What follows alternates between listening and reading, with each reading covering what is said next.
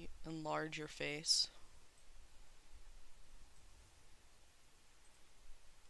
You Oh. pop you out and make you full screen. Say hi. Say hi to the people. Hi. Hi. Come, Guardian. Go, go. Sunny's probably gonna be like, I will after I eat, and then it'll be like an hour later. Mhm. Mhm. hmm Do I need to put on Mhm. Chinese music again? Oh yeah. Okay.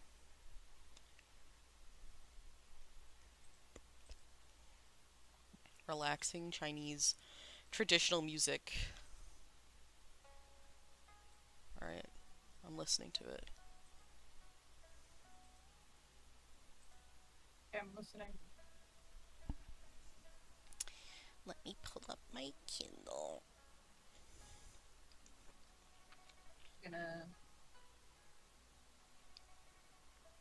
do a warm up. Wow. To ice my face.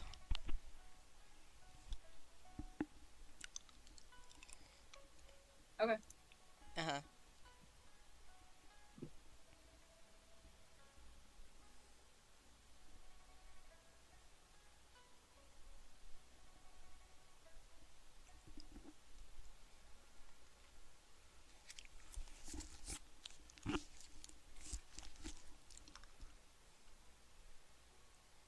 Alright, are you ready? Yeah. They. Do you remember what happened? Um, I know what was happening, but what happened most recently? Function just broke his own arm Right. because Right. he broke Chi-Rong's arm and he's part of the royal family, so he had to do it. Right. Right. Alright, Right. I'm gonna start. Okay. Shilian asked for one of the Imperial doctors to tend to Function's right arm, and he apologized. Function, I'm sorry. Once the others had gone, Function immediately changed his face and clicked his tongue. This is nothing. I dared to hit him, so why would I be scared of his revenge? After a pause, he advised, Your Highness, of course it's right for you to discipline Chi-Rong, but don't be angry with His Majesty. His Majesty is the king and a figurehead of the older generation, so he thinks differently than we do. Seeing the two of you fight makes the queen unhappy. She has her troubles too. And how could Shilian not know his mother had her own troubles? Chi-Rong's mother was the younger blood sister of the queen, and they shared deeply sisterly affections. When this sister was young and immature, at the first bloom of romance, she thirsted for freedom and broke off a good engagement to elope with a bodyguard from her palace, lured by his sweet honeyed words. Who knew that the one she had chosen was a villain? This daughter of nobility was stuffed into a shack barely better than a doghouse, and not half a year later the villain revealed his true nature and his taste for debauchery.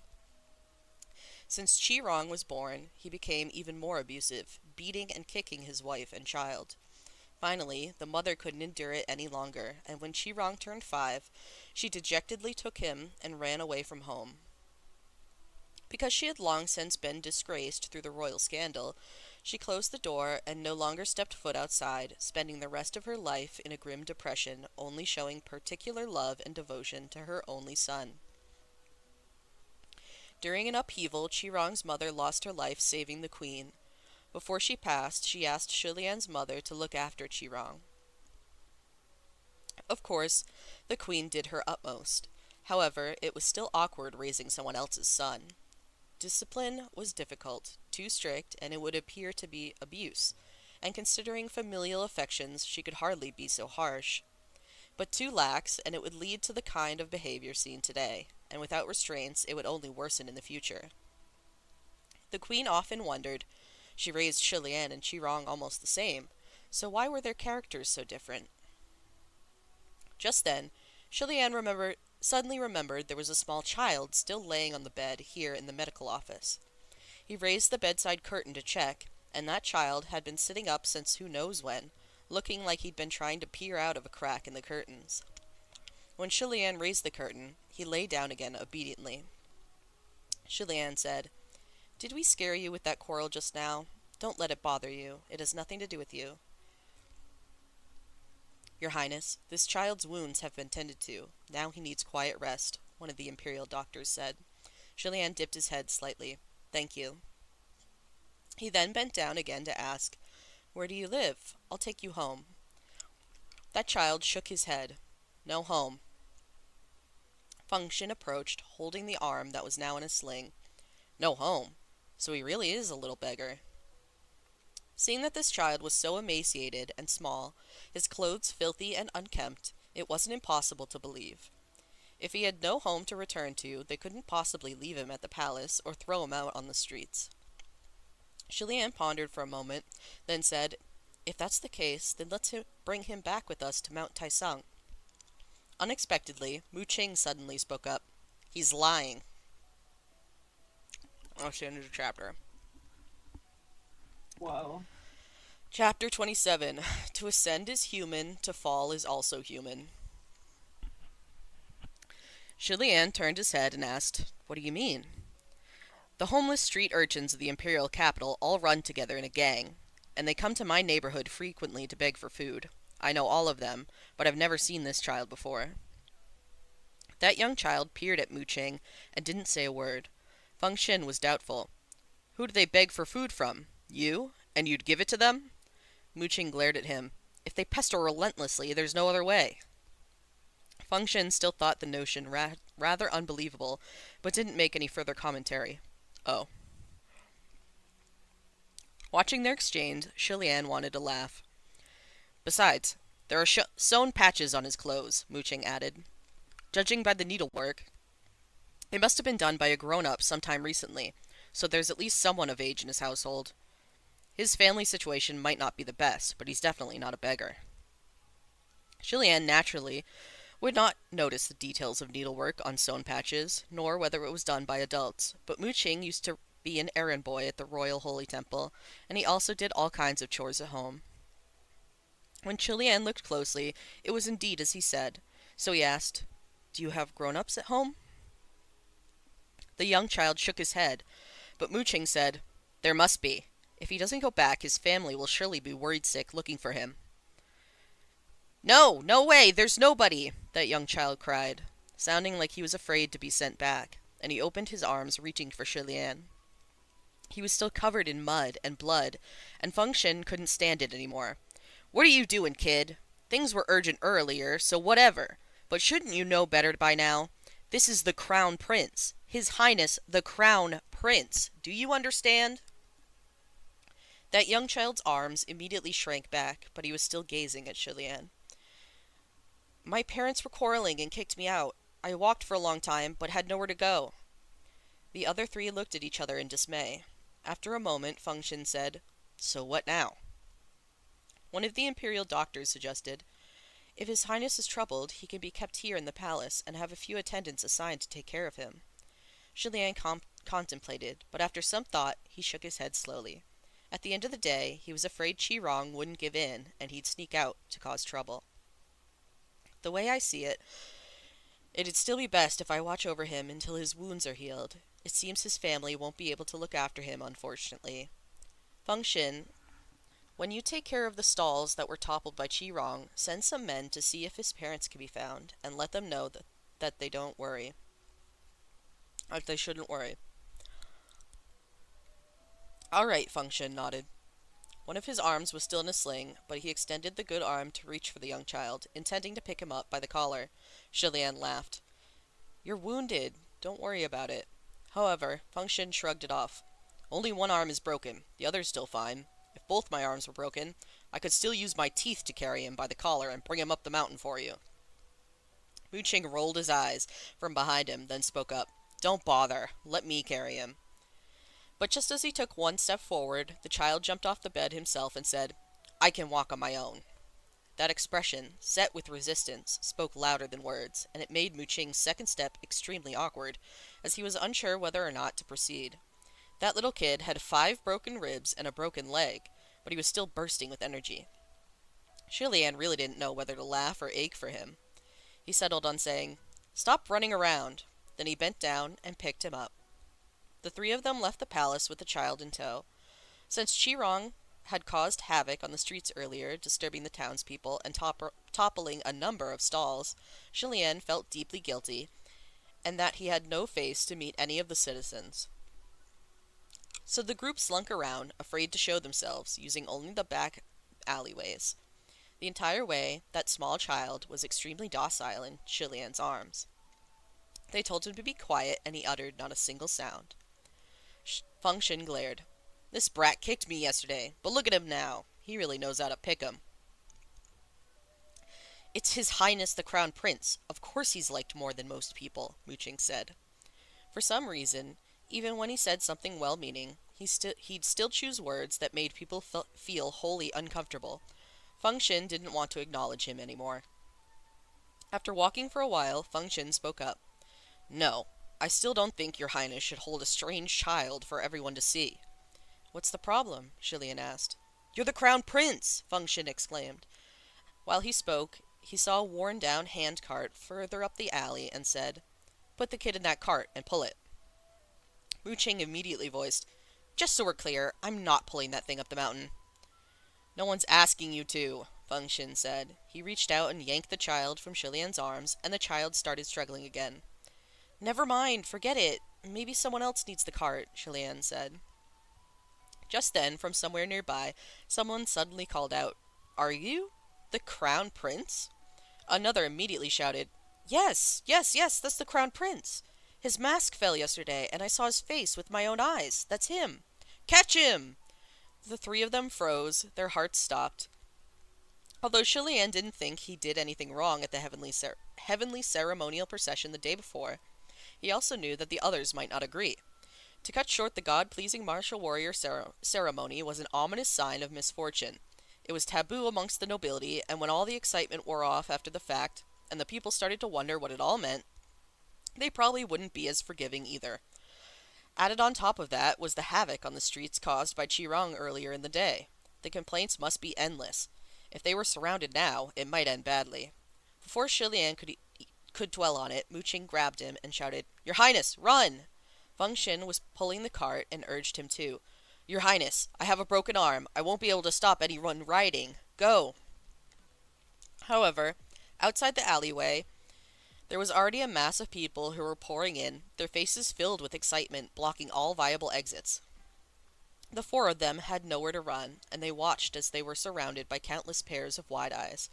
Julien braced himself and thought, "If anything, I'll just let them beat us down without fighting back." But unexpectedly, the crowd poured in. It didn't pulverize them. Instead, a number of hands reached out and threw him into the air with cheers of, "Your Highness!" Julien was thrown into the air multiple times, but still maintained his calm and composure. The people shouted, all talking at once, "Your Highness, that leap on the Grand Avenue of Divine Might yesterday was spectacular." Someone praised in awe. "That was such an amazing jump. Really, really. I totally thought the Heavenly Emperor himself had descended. I had goosebumps." Another validated him. "His Highness was right to save that child. A life is a life. Do they think kids from our poor families are so different? If it were me, I'd do the same." Another raged. "That's right. Today there was talk of how His Highness had ruined the event, and I just couldn't stand it. If it had been a royal or a noble who had fallen, they wouldn't be saying those things. Your Highness, don't mind those people. His Highness is the only one who truly cares about us." Julien went from feeling guilty at the beginning to disoriented halfway through, until finally he was affected by the enthusiastic, cheerful faces all around. The crowd clustered around Julien, and when they emerged onto the main street, more and more joined them. Function, Mooching, and that young child were pushed away and separated, left a long way back without any way to get through, and they could only follow alongside behind the parade. This large assembly of people was surprisingly no smaller than the crowd from the day before. Every time Julien made a move to leave, he was forcibly dragged back in and thrown in the air without a chance of being let down. Julien couldn't help but find it both funny and reassuring, and he thought to himself, "The people and the state preceptor have completely opposite sentiments. It looks like I was in the right." Ugh, cold. I need to pull my blankie. Oh, you're cold.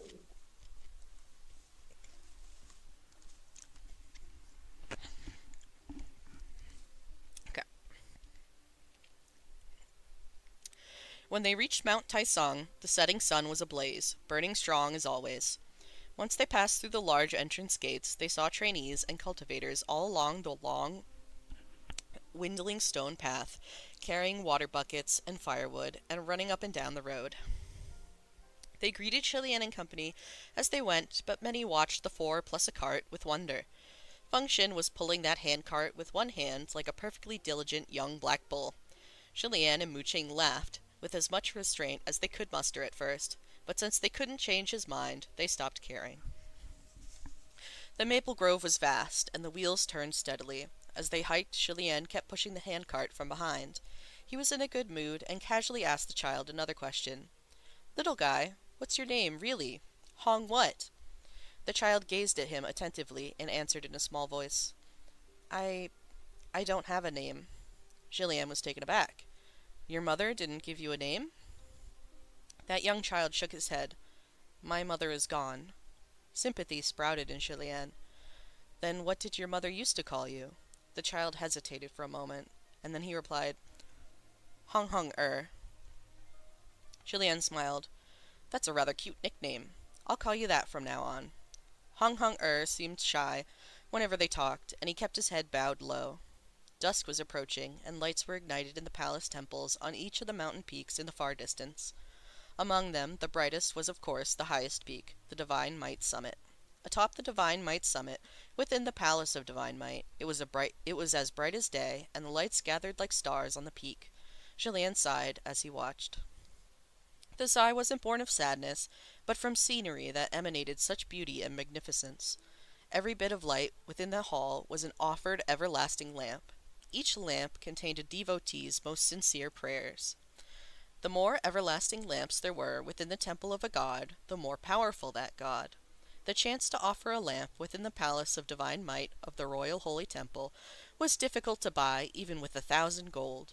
Wealth, power, ability, passion, affinity, at least one of those 5 conditions must be fulfilled to enter the temple to offer light. Yet there were so many in the world who had none of those 5. The 4 of them stopped, gazing spellbound upon the palace of divine might that shone like the sun, their expressions dissimilar. Just then, a somewhat familiar voice called out to them, "Your Highness!" Julien looked back and saw a fair-faced young man scurrying towards him. It looked like the trainee who guarded the entrance of Xishang Palace, and Julien composed himself. "Zhu Xishang, what's the hurry?" Zhu Xishang noticed Muqing standing behind him and felt awkward, so he spoke pretending not to have seen him. "State Preceptor has been asking after you for a while. He's at the Palace of Divine Might right now, waiting for you." Julien was taken aback hearing this, but he figured it had to be about the incident during the heavenly ceremonial procession the day before. "Very well. Thank you, Xishang." Julien had Feng Shen and Muqing take Hong Hong back to the palace of Shenle. Then he headed towards the Divine Might Summit. Outside the great hall, clouds borne from the incense vessel floated and wrapped around the palace of Divine Might, giving it a dreamlike look. On either side of the vessel there were long rows of bright, everlasting lamps, hung in the air in neat lines that made a wall of lanterns. Every everlasting lamp had the name and prayer of the light offerer inscribed in proper and dignified clerical script. Once inside the hall, there were rows upon rows of even more everlasting lamps hung on each wall. The lamps offered within the Palace of Divine Might were, of course, even more valuable than the ones outside. Inside the massive temple, at the very front, the chief state preceptor was offering incense before the statue of the heavenly emperor, and the 3 deputy state preceptors were behind him, uniformly prostrating before the divine statue. Julien nodded when he entered. State preceptor. The state preceptors finished paying their respects before they turned to him and motioned for him to come forward. Thus Julien approached, took an incense stick, and also paid his respects with sincerity. It was a moment before the state preceptor finally spoke. "Your Highness, the 4 of us have deliberated. In regards to the heavenly ceremonial procession, There are but two ways to resolve the problem. Please do tell, State Preceptor, Shilian said. The first method, the State Preceptor said, is to find the child who disrupted the procession, and then we shall conduct a ceremony. At the very least, one of his 5 senses must be sealed as penance. Shilian's head shot up.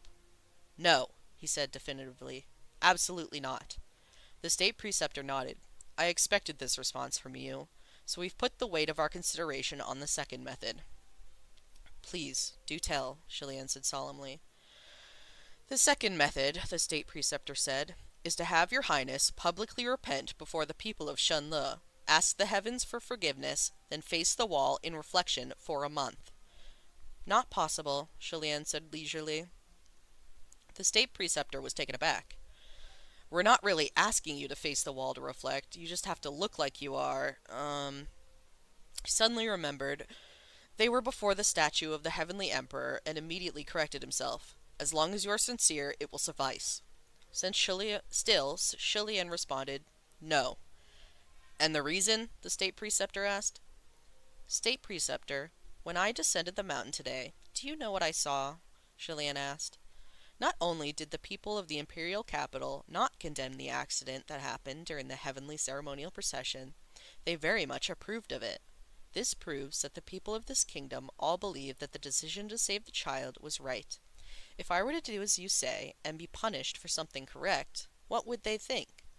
Won't it only tell everyone that if we save a life, not only do we not obtain fortuitous merits, but we will instead be punished for our sin? How should they think or act after that? Whether it's right or wrong isn't important, the State Preceptor said. You must choose between the two paths. Nothing is perfect in this world. Either that child shoulders this blame, or you do. Right or wrong is very important. If I must choose, then I choose the third path, Shilian replied. The State Preceptor rubbed his forehead. Your Highness, excuse my bluntness, but why do you care what they think? Today they think one way, tomorrow they'll think another. There's no need for you to mind the small details. Trust me, people will carry on doing what they need to do and will not be touched by your actions or use you as an example. It's best if we focus on carefully serving the ones above. Shilian was silent for a moment, then spoke. State Preceptor, ever since I entered the Royal Holy Temple to become a disciple here, the more I train, the more I reflect. There's actually something I've always thought but didn't dare speak of. And what's that? The State Preceptor asked. Is it really right for us to worship and prostrate before the gods like this? The State Preceptor was speechless for a moment. If we don't worship the gods, then what are we to do? Go homeless? What, your Highness thinks that the thousands and millions of devotees who come here to worship are wrong in their beliefs? Shilian shook his head and pondered for a moment. Then he said, Their beliefs are not wrong. It's only that this disciple doesn't think it's right to prostrate oneself. He raised his head and pointed to the resplendent, scintillating great statue of the Heavenly Emperor. When humans ascend, they become gods. To humans, gods are elders, teachers, everlasting light, but they are not our masters. Therefore, we should be full of thankfulness and admiration, but never groveling worship. Just like the Shengyuan heavenly ceremonial procession, I believe the correct attitude is thankfulness and shared joy, not fear, not ingratiation, not intimidation, and certainly not putting oneself in a position of servitude. The State Preceptor remained poised and silent, but the other 3 Deputy State Preceptors grew restless, turning their heads back. Shilian continued. An accident happened. It couldn't be helped. I am willing to offer 1,000 lamps to brighten long nights, even if this is an act of self-destruction. I am not afraid. But I refuse to bow my head for something I did right. Face the wall in reflection. What have I done wrong? What has anyone done wrong? It's like how Qi Rong committed evil, but Feng Xin, who subdued the wrongdoer, had to be punished. Where's the logic in it? If the heavens have eyes, they will not condemn me for this. The State Preceptor cast his gaze elsewhere. Then, your highness, let me ask you, if the heavens really do condemn you, will you apologize then? If that should happen, then the heavens are wrong. I am right. I will stand against the heavens and defy them until the end. Hearing this, the state preceptor's face changed slightly, and he chuckled. Your highness, you're pretty brave to say such words. The other three deputy state preceptors watched him, wanting to speak, but hesitated. Just then, an alarm suddenly blared outside the hall, like the ringing of multiple bells at once. Now none of the four state preceptors could remain in their seats any longer, and they rushed out at the same time, dashing towards the back of the hall. Julianne followed close behind. They traveled through many buildings behind the Palace of Divine Might until they came before a black pagoda. The doors to that black pagoda were open, and countless wisps of dark smoke whooshed out. The state preceptor let out a despairing scream. Where's Yuan? Where the hell did he go? How did this happen? A number of trainee washguards rushed over, and the one leading was Zhu Shishang. State preceptor, I'm over here. I don't know what happened. The door was perfectly locked, but it suddenly opened on its own. The state preceptor pulled at his hair. Quickly, bring me a new soul-sealing jar. Julianne charged straight inside. Within that black pagoda, the walls were covered in latticed sandalwood panels of varying sizes and shapes, stacked unevenly on top of each other. Within each panel were various clay jars, porcelain vases, jaded boxes, and so on. Each of those containers had originally been secure, the red stoppers stuffed firmly in place, the mouths sealed with yellow talismans inscribed with vermilion spells. But now, many were shattered. Many more continued to drop off the shelves by themselves, and those not yet fallen were wobbling. Each of those soul-sealing containers had a demon or ghost who once caused havoc sealed within. A black pagoda like this existed in the back of every single temple on Mount Taisong, utilizing the mountain's pure saintly qi to keep them subdued. However, something had happened to cause this sudden insurgence, and they had all escaped. It's too late, Julianne shouted. He immediately kicked the doors closed. The steel lock that originally chained up the door had been broken by the resentful spirits, so Julianne unsheathed his sword and used the tip to draw out some characters, then plunged it down. He'd brought over 200 swords with him when he arrived at the mountain, and he'd switched the one he carried on his person almost every day. Each sword was a peerless, singular, treasured sword. This sword, having been planted in the ground at a slant, did indeed seal the door shut, but never to be opened again. Only the sounds of resentful spirits thrashing in rage within the black pagoda could be heard. Once they retreated from the black pagoda, they looked up. Atop each of the summits, black clouds were erupting from the black pagodas behind each temple. All the resentful spirits were rushing to the sky like rolling thick smoke. They all flew towards the same place together. What's over there? Why are they all flying over there? Zhuan asked. The state preceptor yelled, Have you lost your brains? That's the palace of Shenle. Hold on, I need a drink.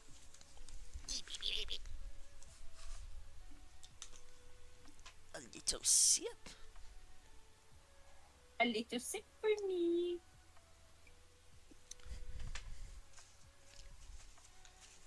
And a cough drop. Whoa, the Chinese music's hitting. The weed's hitting. Always It's all is, hidden. Bro. I just took my weeds. I forgot. Oh, it's hitting. Alright. The group moved like there was wind beneath their feet, and in the blink of an eye they arrived at the Shenle summit. On top of Mount Taisong, heavy thick smoke emerged from countless temples across innumerable peaks and rolled over to form an enormous whirlpool above the palace of Shenle. What's going on in that palace of yours? The evils are all being lured over there. What exactly did you put inside? The state preceptor demanded. Julianne was dumbfounded too. Nothing, just what? Julianne suddenly remembered. That child! At the same moment, Zhu Shishang cried, State preceptor, this is bad. The Crown Prince Hall is on fire. Sure enough, a corner of the Shenle Palace was alight, flames bursting towards the sky, reflecting a faint shade of crimson on the black clouds above. At the foot of Mount Taisong, all those in the imperial capital who hadn't yet gone to bed witnessed the scene from afar, but they had no idea what was going on. They excitedly dragged others outside to watch in awe. Wow, the great gods on the immortal mountain are performing magic. What a show! In a flash, the group arrived at the palace of Shenle. Shilian didn't keep too many servants, and dozens of cultivators from the other summits had hurried over, desperately drawing well water and trying to put out the fires. Shilian didn't see his two attendants, and he rushed straight inside. All the resentful spirits of Mount Taisong had gathered here. The palace of Shenle was practically pitch black inside, and nothing could be seen. Julien vaguely saw two figures in the center of the great hall and yelled, "Feng Xin! Mu Qing!" The two were defending a protection array that repelled the invasion of evil spirits, straining as they barely held on. Sure enough, Feng Xin's voice rang out. "Your Highness, don't come in! There's something strange with this child. All those things are coming for him." Only then did Shilian notice that behind the two figures was a small, black shadow kneeling on the floor with his head in his hands. He cried, "It's not me!" After observing them for a moment, Shilian shouted, "Stop holding on! Release the shield!" Mu Qing cried back, "We can't release it! If we do, those things will go crazy! Let me find the most—" Shilian cut him off. "No fear! Release it! Now!" Mu Qing gritted his teeth, and he and Feng Xin dropped their hands at the same time. Sure enough, with the restraints off, the resentful spirits screeched, ready to go wild. However, in the last second, Shilian reached out lightning fast and choked a particular wisp of black smoke. He didn't even look, just strangled that black smoke with his bare hands, gripping it firmly in his palm. The moment he caught that one resentful spirit, all the others in the crazed swarm within the palace of Shenle grew sluggish. Outside the palace of Shenle, everyone silently nodded. In a situation where a large swarm of resentful spirits gathered in the same place, they usually followed the lead of the strongest one. Once that one was caught, the spirits would lose direction without their leader. At that moment, Shilian had instantly recognized the strongest one and choked it, leaving it no chance. With only a squeeze, that one resentful spirit disintegrated into nothing in his palm. Immediately after, the 4 state preceptors raised their sleeves and called out, "Come back!" That swarm of resentful spirits, having lost its leader, flew haphazardly around the Shenle palace like a band of headless flies, until finally they had no choice but to resign themselves to their fate and reluctantly return to the seals within the state preceptor's Changkun sleeves. Dozens of other cultivators continued to put out the remaining fires, and only when the heavy smoke had finally dispersed did Shilian clearly see the figures of the other 3. Feng Xin and Mu Qing were half-kneeled on the floor, still in shock. Behind them, the child was still holding his head, not uttering a word. The state preceptors entered and spoke only after a glance. "Where did that child come from?" "Feng Xin said all the resentful spirits were going after him. What's going on?" "That's the child who fell from the city wall during the Shengyuan heavenly ceremonial procession." All 4 state preceptors were taken aback. The chief state preceptor demanded, "Why did you bring him here?" Shilian shook his head, not wanting to explain, and instead asked Feng Xin, "What did he do to attract all the resentful spirits of the Black Pagodas?" One of Feng Xin's arms was still in a sling, and he rose to his feet. "I don't know what he did, but not long after he arrived on the mountain, as soon as he came inside the palace of Shenle, a bunch of those black things suddenly flew over from the other peaks. They were all barreling this way, swarming around him, gathering more by the minute. We couldn't get out." Shilian looked around at the walls and pillars inside the palace of Shenle, all burnt to a crisp. What about the fire? Mu Qing, whose face was covered in soot, said, "We couldn't leave, so we had to draw an array to defend. Those resentful spirits used the candle flames as kindling and burned the curtains, hoping to force us out of the array. Thank goodness your Highness came swiftly and immediately seized their vitals. If it kept burning, we'd have been burned to death along with the array." Hearing his words, Mu Qing closed his eyes and hung his head. To the side, the 4 state preceptors had already surrounded the child. Is it playing the fucking... Yes! I literally Yes, just noticed. Marcus! I literally noticed it. I was like, it happened, dude. I just heard it. Hearing his words, Mu Ching closed his eyes and hung his head. To the side, the four state preceptors had already surrounded the child, scrutinizing him closely. State preceptor, is there anything the matter with that child? If there was anything wrong, like if he were possessed by evil, Shilian should have been able to recognize it at a glance. In the years he'd studied at the Royal Holy Temple, he had specially trained his sight, and very few things could deceive his eyes. Yet he couldn't see anything off with this child. The state preceptor shook his head, also seeming to observe nothing amiss. He asked the child, "What's your birth date, month, year, and time?" Hung seemed guarded against everyone and tense with hostility, and he only stared at him without speaking. Shilian encouraged gently, "Just tell him. The state preceptor only wants to tell you your fortune and for your own good." The moment he spoke, Hung obediently told them the time of his birth in a small voice. The state preceptor knitted his brows and started divining with pinched fingers. The people nearby watched him for a bit, then discussed in hushed voices for a bit, and at the sight of his gradually dimming expression, Shilian also grew more and more solemn. While the state preceptor looked no more than a tender 30-something young man, Shilian knew better than most just how powerful his Shifu was, as the one ruling over the Royal Holy Temple.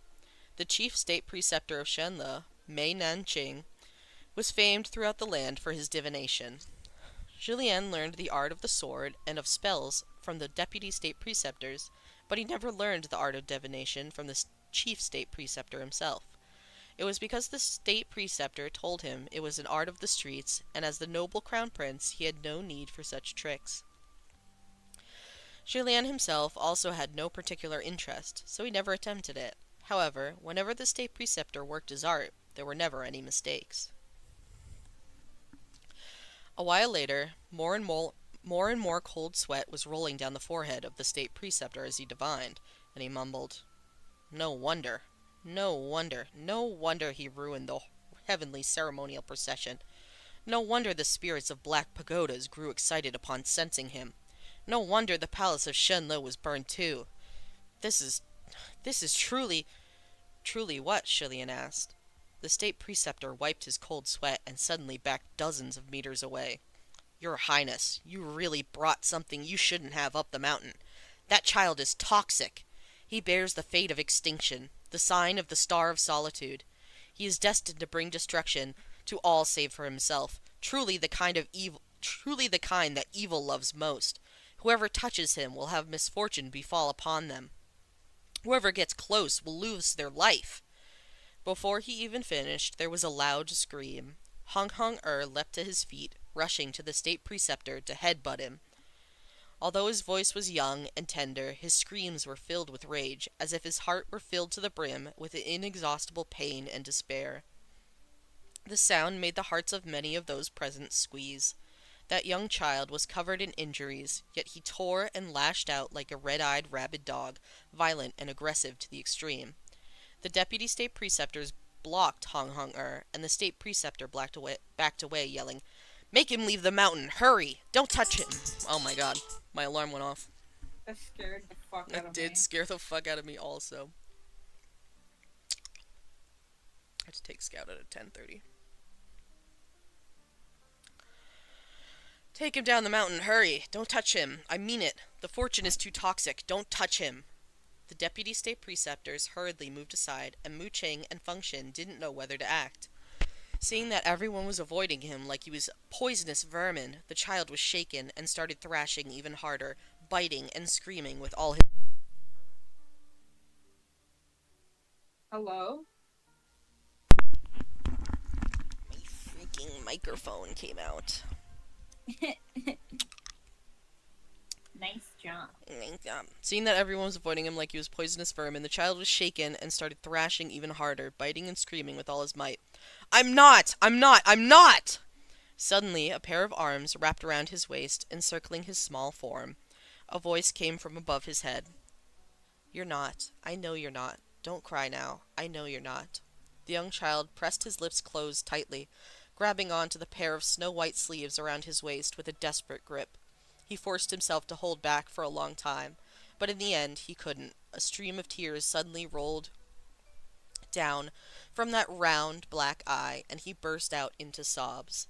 Shilian embraced him from behind and reiterated with conviction, "It's not you. It's not your fault." Hung Hung whipped around, buried his face in Shilian's Fucked up. chest, and wailed. I gotta show you the image that they. Yeah, that scene's really cute. Private.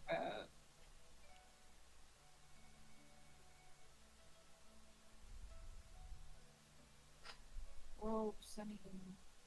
Hello. Sunny! I just ate pizza. So much pizza.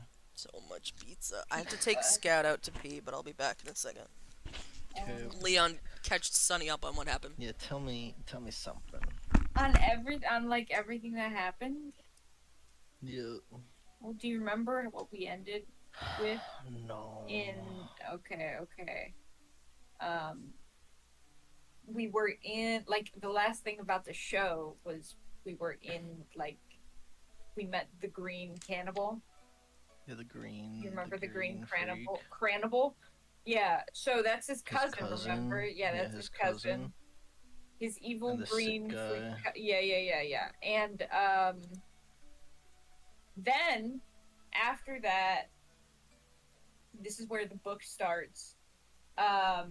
It just kind of gives you a reiteration of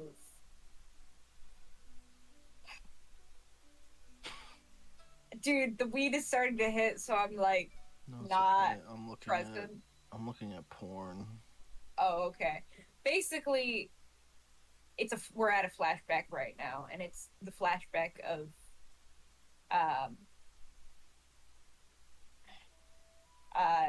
Shelian doing what first got him into heaven and what immediately got him kicked out. Oh, So yeah, it's yeah, just he back- murdered those people. Whoa! Or wait, no, he didn't murder those This one he he catches the little boy that was falling off. Oh, Soju. That was falling, and then hi Soju, the little boy that was falling while he was doing like a whole thing, and then yeah. I don't really know what to say. Oh my god, she's kneading, bro. Yeah. Kneading. So cute. She's literally just sitting there kneading like a baba. She is.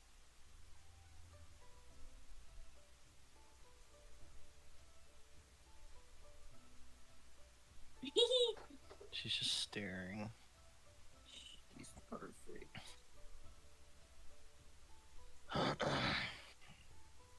I'm doing a warm-up drawing first of. What are you drawing? Right now, I'm drawing Frankie in this outfit. Wow. And Nice. then, but after that, I'm gonna be drawing porn.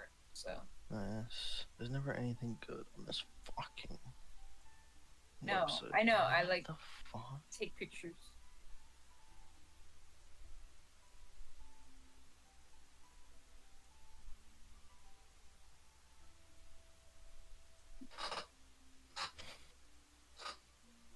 Oh, I need to go back to this. Wait, look at what Soju's doing. She can't even fucking see it. She's trying to bury herself. Not doing a very good job. Don't say that to her. I'm sorry, Suji. Look at her. I'm just doing a bad job. Oh, she's so cute. She's so baby. Oh, you wanna bury yourself, little babies? Little baby. Here, wait. Here's so genie. Oh. Oh, she loves it. She's like, yay. She loves it. Oh, there she is now. Oh, Good for her. Good for her. Aw, so do. You go. Okay. She's gone now. Goodbye, Soju. Look at it move. She's such a freak. She's funny. It is pretty cold down here. I don't blame her. Dude, she's so real. She's the realest one of all. She's so real. My tattoo is getting so itchy. Dude, it wants to fucking milk so bad. It wants to be milked. What if I flex and it just burst off? That'd be disgusting. And it just went all over be the screen like this. insane. Like this, look. Alright! I get it. I don't want to, but I think I do. You're a freak. No. My key fob. My penis.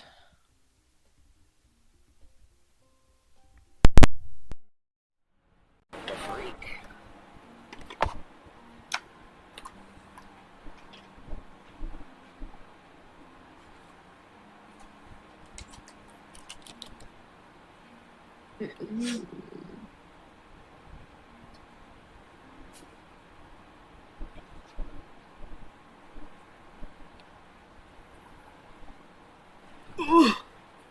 Whoa. Ugh.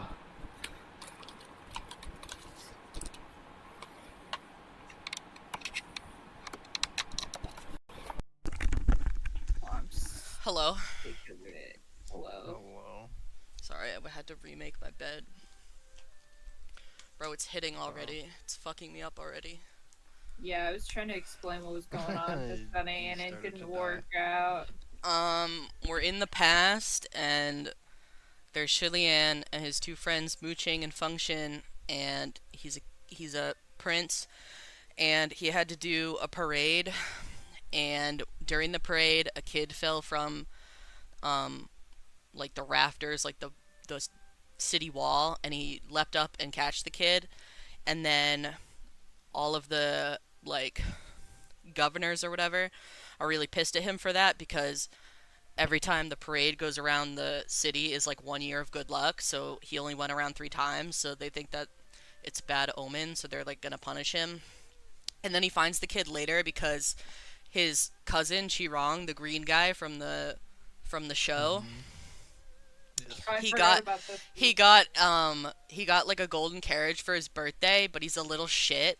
So he was like joyriding it around town, causing havoc, and then he took the kid and he put him in a sack, and then he tied the sack to the back of his carriage, and then dragged the kid behind the carriage, and the kid like got all fucked up and like broke a rib, broke like 5 ribs and like a leg, and so Shilian rescued him and brought him to like the doctors, and then he brought him up the mountain with him because his home life sucks, and then all these spirits, like these ghosts and demons and stuff, got out of their pokeballs and started like swarming his palace, and then the governors are like, oh my god, it's this kid, is fucking cursed. And then the kid started crying and was like, "Yeah, I'm not cursed." And then Chilian's like, "It's okay, you're not cursed. I know you're not cursed." And that's where we are. Wow, I know you're not cursed. It's beautiful. It's Isn't it? beautiful. That's so beautiful. Okay, let me open up my shit. I also have popsicle. Whoa. Coconut popsicle. Popsicle. Sunny, are you gonna turn your camera on, or am I just looking at Leon? Sunny's camera is It's on. on. Oh, hold on, I have Leon pulled up all over my screen. It's your first problem. What the freak? Why does it not show Sunny? There you are. There's my friend. We're listening to relaxing traditional Chinese music on Spotify. Oh god. Okay. Okay.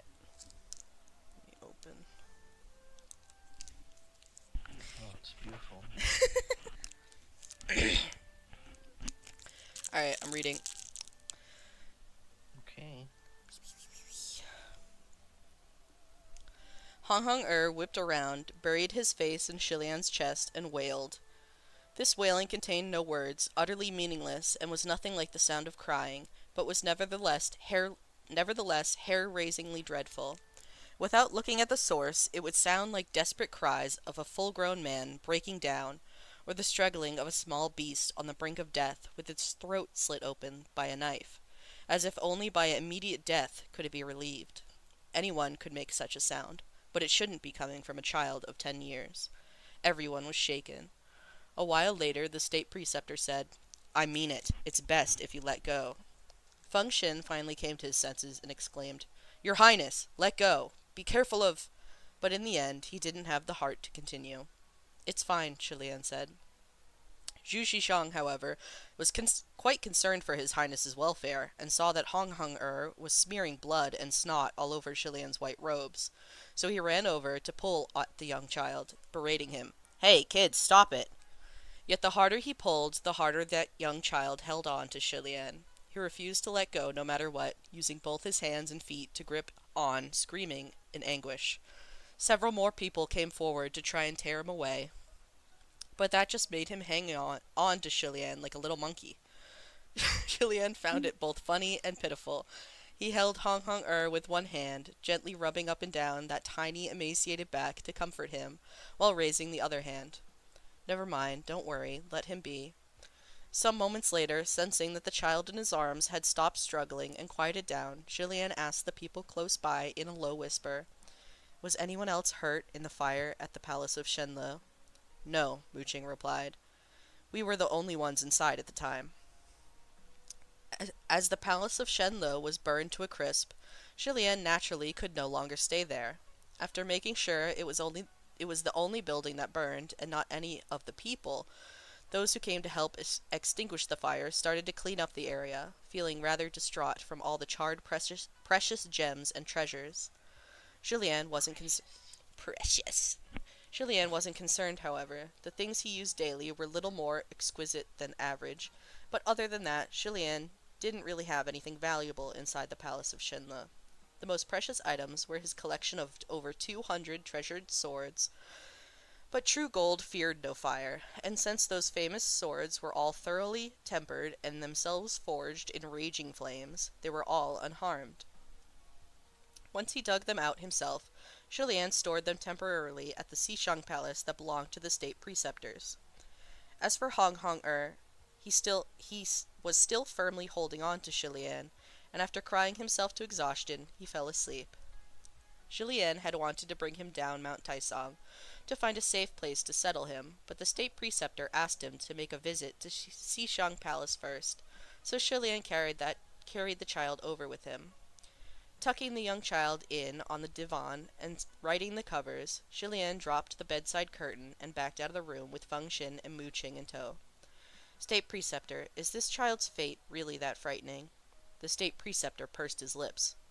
"Why don't you divine it for yourself? Consider all that has happened since he appeared." The three fell quiet.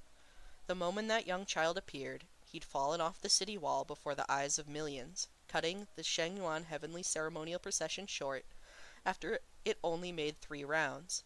When he reappeared, Qirong was venting his anger by dragging him through the streets in that horse carriage, disturbing the public, and it all eventually caused Feng Shin to break his arm, while Shilian butted heads with the king and made the queen's tears roll. This time, all the resentful spirits of Mount Taisong broke out of their seals within the black pagodas and even burned down the palace of Shenle. Indeed, his misfortune was endless, following him like a shadow. "Is there any way to resolve this?" Shilian asked. "Resolve it?" the state preceptor asked. "What do you mean? Change his fate?" Shilian nodded. The state preceptor said, "Your Highness, you haven't learned the art of divination from me, so when it comes to these matters, you really don't understand anything. If you did, you wouldn't have asked." Shilian was taken aback, and sat up straight. "Please elaborate." The state preceptor took the teapot on the table and poured a cup. "Your Highness, do you still remember that day when you just turned 6, when His Majesty and the Queen bade me to enter the palace to divine your fortune. Or shut my popsicle, hold on. Damn. Is Ah! that what we're calling it now? Oh my god, my mouth. What? It's cold. Echo. Ah! Oh my god. A big chunk broke off in my mouth and it was cold as hell. You know, Soju was grooming my hair so violently earlier. Oh my god. She loves me. She lick it. Yeah. Do you recall that one question I asked you? Gazing at that steaming cup of tea, Shilian thought for a moment. Do you mean the riddle of the two people and the cup of water? That year, the state preceptor had asked Shilian many questions to help tell his fortune. There were questions with answers and ones without, and with every answer Shilian gave, the state preceptor would have with a variety of praises for the boy, making the king and queen beam with smiles. Many exchanges from that conversation were later passed around as beautiful tales, but there was one question to which, where Shilian answered, the state preceptor gave no commentary. Very few knew of the details, not even Feng Xin, never mind Mu Ching. That question was two people and a cup of water. The state preceptor spoke. Two walked the desert, about to die from thirst, and there was only one cup of water. The one who drinks lives, the one who doesn't dies. If you were a god... Yes. If you were a god, who would you give that cup of water to? Don't speak yet. I'll ask the other two and see how they answer. The latter part was directed to the two standing not too far behind. Mu Ching contemplated and responded prudently. May I ask who these two people are, what their natures are like, and of their merits? A decision can only be made once all the details are known. Feng Xin, on the other hand, answered, I don't know. Don't ask me. Tell them to decide amongst themselves. Shilian snorted and laughed. The state preceptor admonished, What are you laughing about? Do you remember how you answered? Shilian schooled his expression and said solemnly, Give them another cup. Hearing this, between Feng Xin and Mu Ching, one turned his face away and the other lowered his head, as though hiding their reactions. Shilian looked back and deadpanned his response. Why are you guys laughing? I'm serious. If I were a god, I would definitely give them another cup.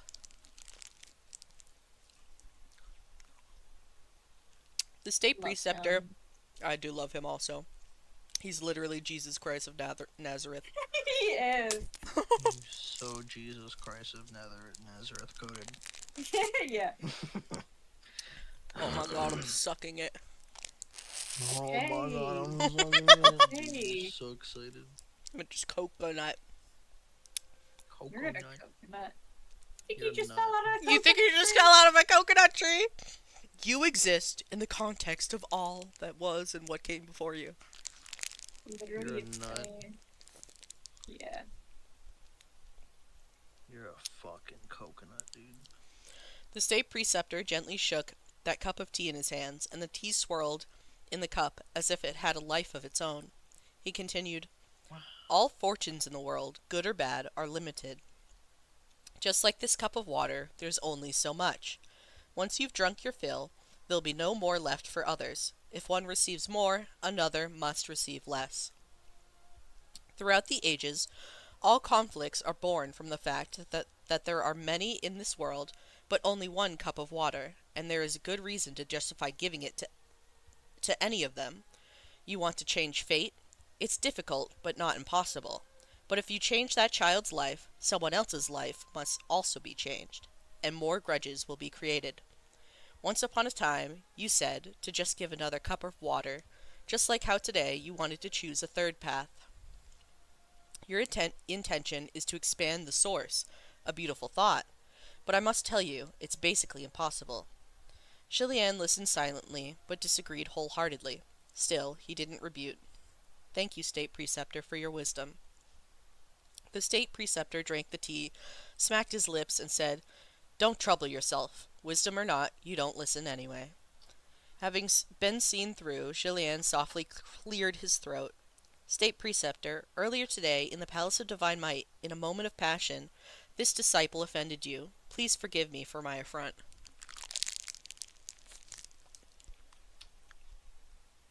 The State Preceptor shook out his sleeves and smiled. How was Just that? imagining you fucking deep throating. Yeah, what the fuck? I'm sucking it. Like the fucking Charlie's grandmother and smiling. Shut up. Oh, my lovely nephew. Oh. Would you like whatever she says? And she's like, oh, more for me.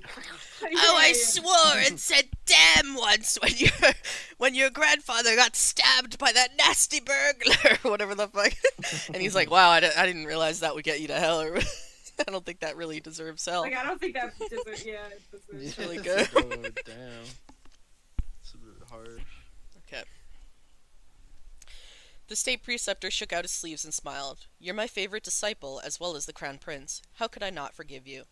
Your Highness, I can tell you that you are the most beloved by the heavens I have ever seen.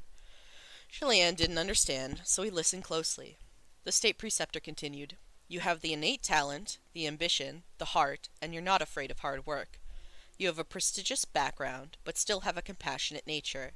No one is more worthy of the title of Darling of the Heavens. Still, I am worried about you. Darling. I'm afraid there will be a trial you won't be able to pass. And that is? Shilian asked. Although you've already reached such a height, there are some things that you are still far from understanding, and that disciple offended you. Please forget. Wait, what? I skipped something. Oh. Although you've already reached such a height, there are some things that you are still far from understanding, and that others can't teach you. Like that speech you made today at the Palace of Divine Might. That bit about not worshipping gods or something. Very few are able to think that far, and that you managed to arrive at such opinions at such a young age is already impressive. However, do not think yourself to be the only one in the world who has had such thoughts. Julianne's eyes widened slightly. The State Preceptor continued. The things you spoke of today have already been said by others, decades or maybe even centuries ago, but their words never gained momentum. Their voices were too small, so not many heard. Have you ever wondered why that is? Julianne pondered briefly and replied, because even if they thought of it, they never acted on it and weren't determined enough. What about you? What makes you think you're determined enough? The State Preceptor asked. State Preceptor, do you think I can ascend? Julianne asked. The State Preceptor gave him a look and said, if you can't ascend, then no one can. It's only a matter of time. Julianne smiled.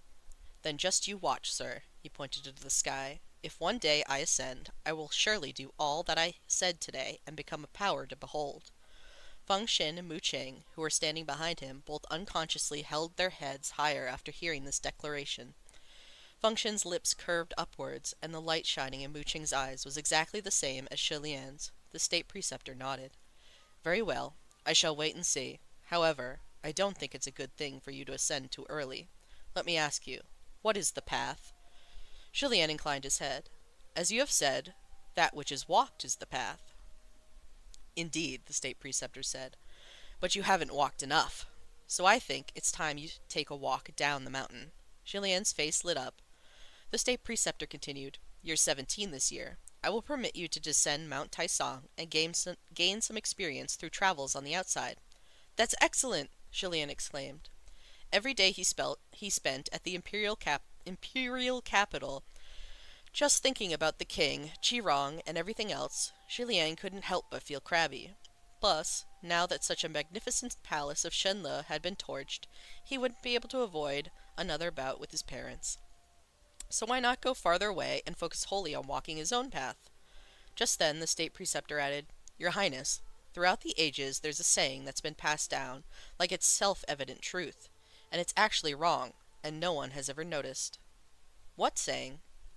When humans ascend, they become gods. When humans fall, they become ghosts. Shilian gave it some thought. Is there something wrong with that? The State Preceptor replied, Of course it's wrong. Remember, when humans ascend, they are still human. When they fall, they are still human. Julien chewed on those words, and the state preceptor patted him on the shoulder and glanced behind him. In any case, as for that child, don't take it to heart. Everyone has their fate. Many times, there won't be a way to help just because you want to. If anything happens, we'll deal with it then. Go out and experience the world. I pray that when you return, you will have matured. However, that very night, outside of everyone's expectations, that child escaped from the royal holy temple and disappeared. And even further outside of everyone's expectations, after his travels at the age of 17, Julien, the crown prince of the kingdom of Shenle, soundly defeated a nameless ghost at the Yinyan Bridge. Just like that, he ascended to the heavens amidst roars of thunder and lightning. It was the sensation of the three realms. And that's the end of book 2. Oh my god. Hold on, let me send you the cunty picture of his teacher, the state preceptor. He's such a twink.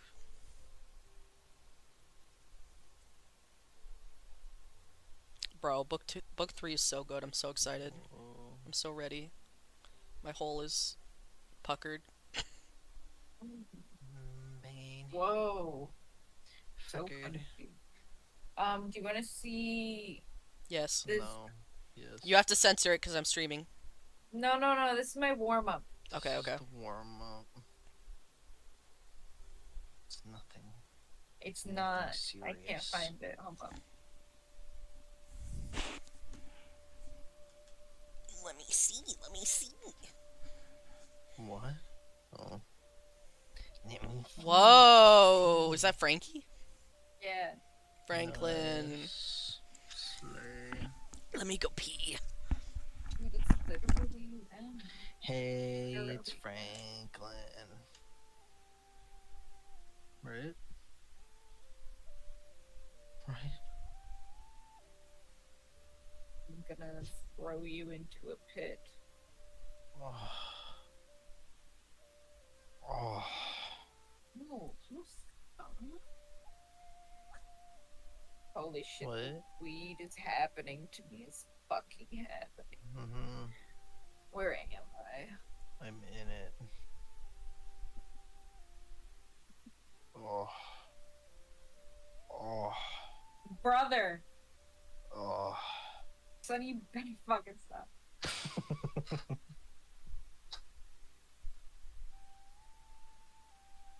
You better fucking stop.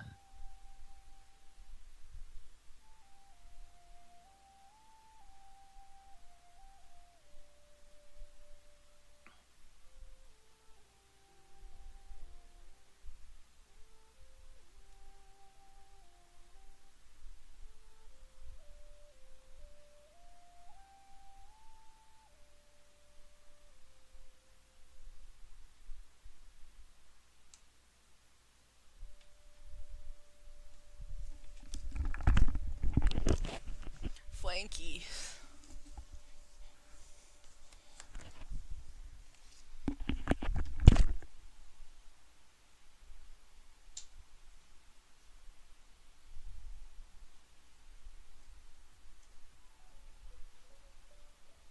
Wanky.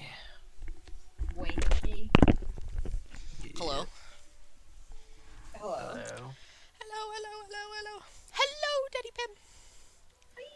Hello, my two daddies. Hello, my two Hello, my daddies. two daddies. Hello. Okay, I'm starting book 3. Wait. Wait.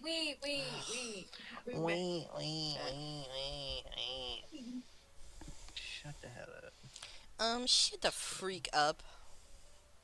Shut the hell up.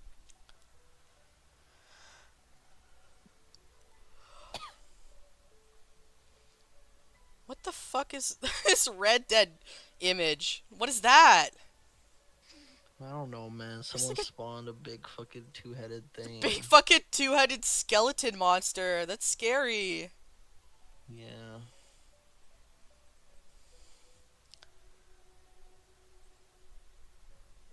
That just happens. I didn't even know that existed in the game. That's scary. Yeah, it's a skeleton. It's like a dead body. Christ. that you can find in the story mode. Whoa.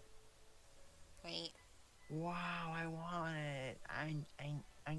Huh? I want it. I. Go hard. Whoa, I want a cookie. I want a cookie. I want a cookie. I Whoa, Sonny. inhaled dust. Wow. Alright, I'm about to draw porn now. Okay.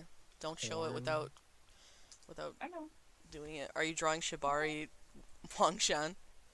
No. Fuck you. No, I already have this one in the lineup. Locked and loaded. Okay, I'm reading. Actually, I'm gonna get vitamin C drops so I can suck on something. What the fuck is it? First the popsicle. Now this? They're not here anymore.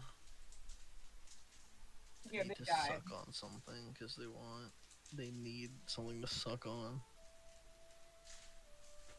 How embarrassing. Yeah.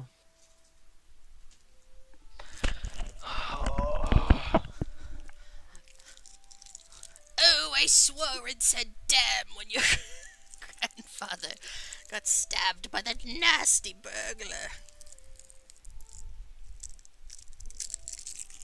Okay, I have a Holy lot. shit, I feel like my throat cannot get moist. Tighter? Oh. Yeah, that's fucking Cottonmouth, dude. I That means know. That's Oh, literally Jesus is called giving you Cottonmouth. Kisses. Fuck. What? Jesus is giving you kisses. That's what it means. No. Kissing you. In your I- mouth. I grew up hearing my family say my freckles were my Jesus kisses. Yeah. It's funny, he really loves your everything. Yeah. But my Jesus loves me. Me yeah. this mom- I know, for the mom- Bible told me so. Sorry. my mom would call them chocolate chips. Your Chocolate freckles? chips. Okay. Okay. Okay. Nice. Alright. Okay, can I read? No. No? Yep. Okay.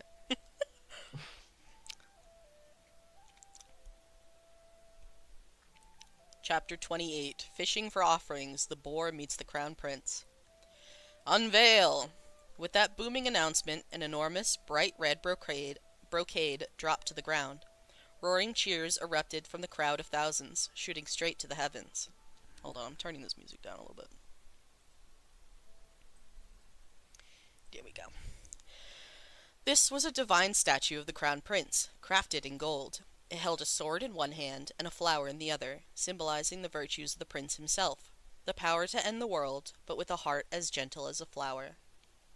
The face of that statue was soft and beautiful, with long, elegant brows and thin, clean lips that curved slightly with the ghost of a smile.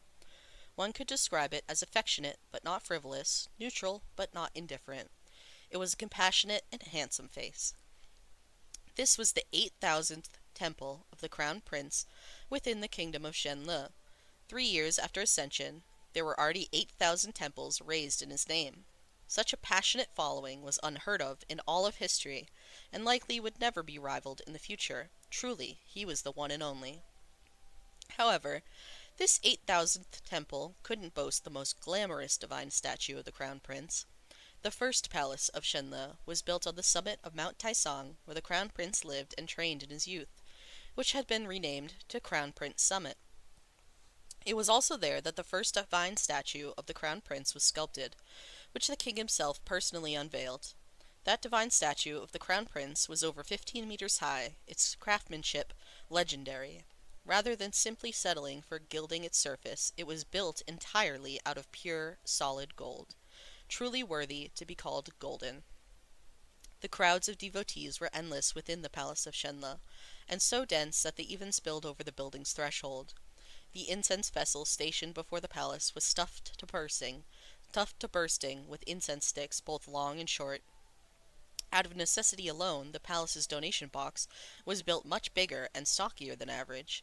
If it hadn't been built so large, it would have been filled with offerings before the day was over, and those who came later wouldn't be able to donate. In the courtyard of the temple, there was a clear pond, which was swimming with thrown coins that shimmered brightly in the water. Because of all the coins being thrown by devotees, many of the old turtles residing in the pond didn't dare to peep their heads out anymore, with those projectiles constantly bouncing off their shells. No matter how the temple's resident cultivators asked people not to do it, their efforts were fruitless. Plum trees bloomed in abundance within the massive red walls of the temple, their branches tied with countless bright red prayer ribbons. They painted a vibrant scene, waves of flowing crimson amongst a sea of blossoms. And in the interior of the temple, Shellian sat, with upright poise, just below his own divine statue. He watched over the milling crowd. No one could see him, but he could see and hear their chatter. How come the temple of the Crown Prince doesn't have any cushions for us to prostrate? Yeah, even the temple master said we can't prostrate. The temple's already unveiled, so what's going on? This must be your first time at the Palace of Shenle. All palaces of Shenle are like this. I hear that after His Highness ascended, he sent dreams to many temple donors, and to this very temple's master, telling them not to have devotees prostrate. So none of the Crown Prince temples have places to do so. Although no one could see him, Shellian nodded. However, a few of the visitors laughed. Where's the logic in that? Aren't we meant to prostrate before gods? That must just be a rumor. Shellian made a confused noise. That's right, we must kneel, another visitor agreed. Only by kneeling can we show our sincerity, right? Thus, one took the lead and knelt down. Soon after, many others followed suit and knelt on the ground. The hundreds and thousands of people squished inside and outside the great hall all started kowtowing before the divine statue, their forms rising and falling, muttering as they silently prayed for blessings.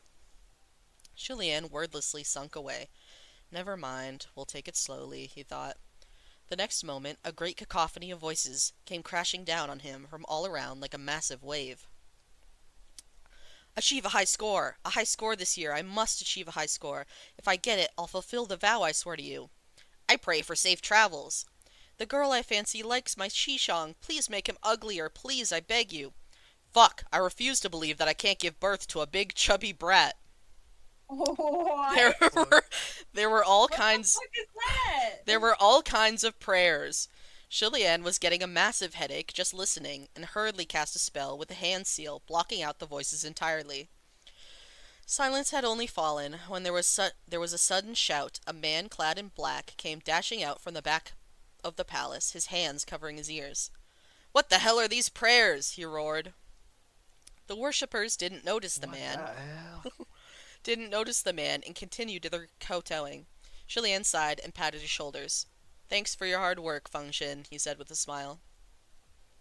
Such an exuberant palace of Shenle. Every day, Shellian heard prayers that numbered in the thousands. At first, he charged forth with a vigor born from the novelty of his new position. He didn't care whether the matters were big or small. He worked through each one personally. But after a while, there really were way too many prayers coming in. So he divided the work and tossed some into the laps of Feng Xin and Mu Cheng. After reviewing the prayers to determine which were within their purview and which could be ignored, they would pass the important matters back to him. Once Mu Cheng finished his review, he would report back without ever voicing a complaint. Feng Xin, on the other hand, just couldn't understand why there were so many who'd blindly submit prayers for petty business. They would even bring entreaties for harmonious bedchamber matters to the palace of Shenle. Shellian was a martial god, not a marital one, and certainly couldn't manage such things. And with prayers like these coming non-stop, the other heavenly officials eventually began taking offense. They secretly accused Shellian and his coterie of hogging the outhouse without taking a dump. That is, for taking on matters they had no jurisdiction over and roping in devotees they had no business taking.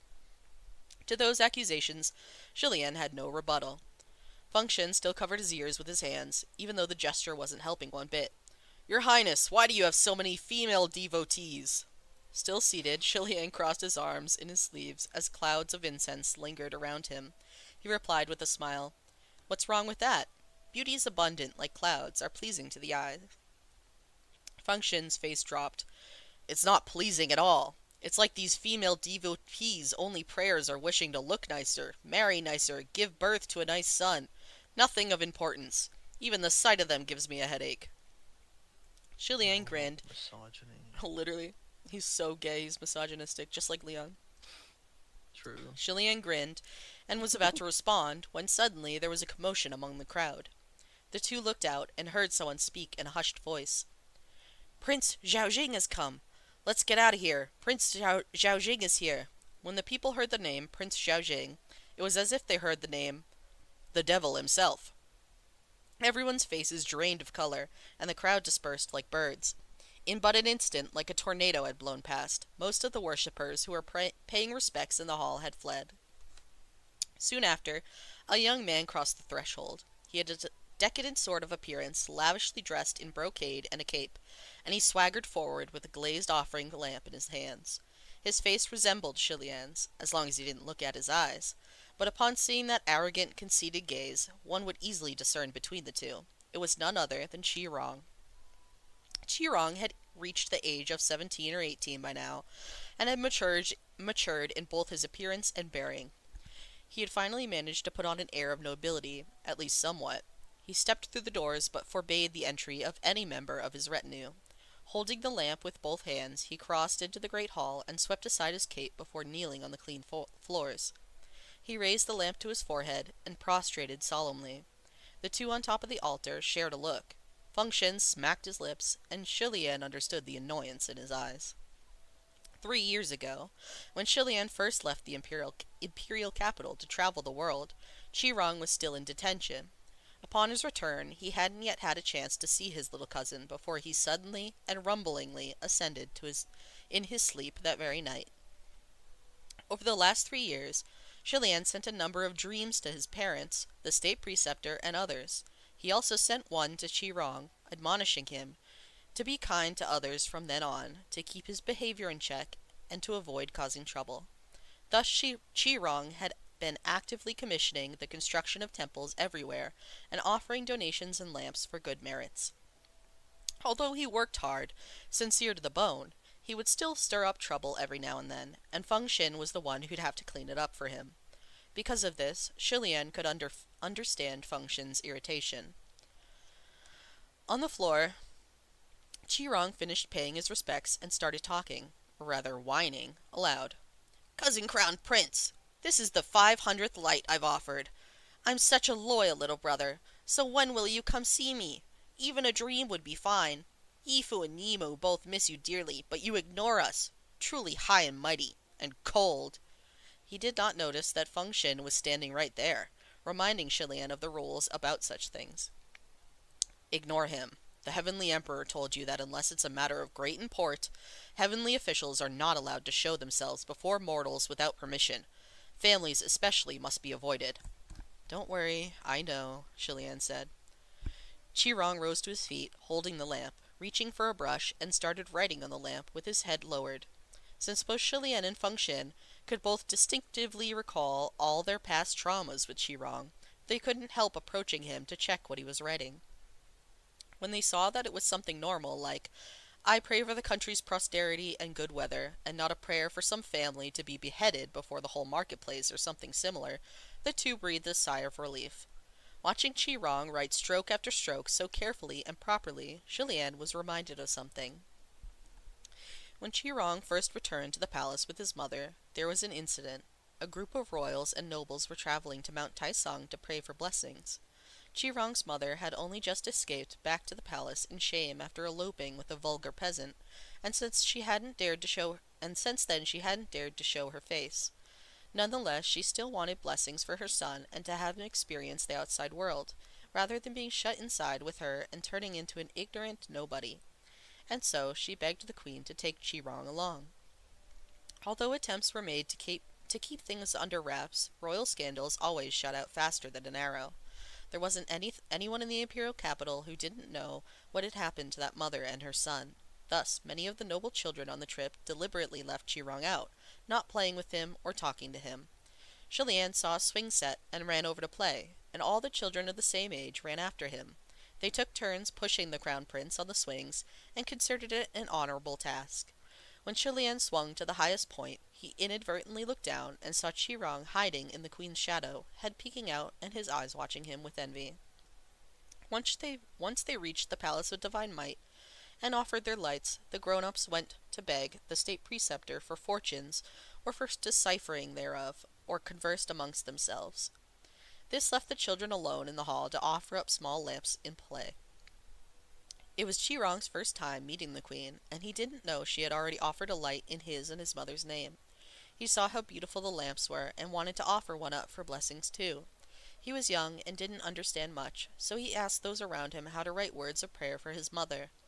But the children from Chi-Rong's branch of the family detested him, and having been influenced by their elders into the belief that both mother and son had shamed the family, and so they decided to trick him. Julien had been focused on writing on his own lamp, but when he finally put down his brush, he heard giggling from behind him that didn't sound kind.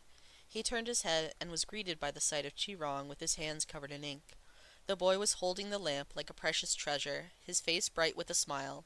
He was about to offer the light, but on that lamp there were the words written in ugly scribbles, "I pray that my mother and I return soon to the heavens. Chi-Rong." Julien flew into a rage and broke that lamp on the spot. He himself wasn't very old at the time, but all the noble children present fell to their knees in terror, too afraid to speak. Once he had regained his composure, Julien personally rewrote a prayer on a new lamp for Chi-Rong, and no one dared play any tricks after that. Later, when they descended the mountain, Julien went on the swings again. This time, Chi-Rong emerged from behind the queen and pushed him of his own initiative. He was shorter than Julien, but he pushed especially enthusiastically. He still gazed at him from below, except now his gaze had transformed from envy into one of worship. After that, he became Julien's tail, wagging along behind his cousin Crown Prince. It must be said that Chi-Rong had once been fairly normal, but somehow and somewhere along the way he went progressively further astray. That being said, in the past 3 years Julien had to deal with too many people and too many matters, so he still had no time for relations of old, and wouldn't know whether Chi-Rong had improved. While Julien was reminiscing, Chi-Rong had already offered his light and was getting ready to leave the hall. Unexpectedly, as he backed away, he bumped into someone. Chi-Rong staggered, then whipped around, cussing before he'd even seen who it was. "What the hell? Are you blind? Or did you die standing there and forgot to move aside?" The moment he opened his mouth, Julien and Feng Xin both put their hands over their foreheads and thought, "He still hasn't changed at all. Still the same Chi-Rong." It might have been because he had lived with his father until he was 5 and couldn't help but be influenced by the rowdy market environment and his father's violent temper. But even long after, when the queen patiently tried to educate Chi-Rong, the moment he got agitated, he'd reveal his true form, as the state preceptor had once put it. The one who Chi-Rong bumped into was a ragged young man of 24 or 25. He carried a simple satchel, and his straw shoes were so worn they were almost rimless and soulless. This young man's face was wan and sallow, his lips dry and cracked, his posture slumped. However, his expression was bright, his physique was thin but not weak, and his eyes were shining. "What is this place?" he asked. "This is the palace of Shen-Le, the temple of the Crown Prince," Chi-Rong replied. The man started mumbling. "Temple of the Crown Prince. Crown Prince. So this is the Imperial Palace?" He saw the divine statue inside, its shimmering golden light reflecting on his face. "Is that gold?" he asked. Seeing how glamorous the temple was, he had mistaken it for the Imperial Palace. A guard was approaching to drive him away, and he answered, "Of course it's gold!" Wait, no, that's not him. "Of course it's gold, but the Temple of the Crown Prince is a temple, not the same as the Imperial Palace." "You don't even know where you are. Where did a barbarian like you come from?" "Then where's the Imperial Palace?" that man asked. Chi-Rong narrowed his eyes. "Why do you ask?" The man replied bluntly. "I need to go to the palace and see the king. I have something to tell him." Chi-Rong and the guards burst out laughing, disdain clear on their faces. "Where did this country bumpkin come from? You want to do what to the palace? See the king? As if you could see him just because you want to? They probably won't even let you through the gates when you get there." The man didn't seem affected by the taunt. "I'll try. Maybe it'll work." And then they have a picture of Chi-Rong and the guy.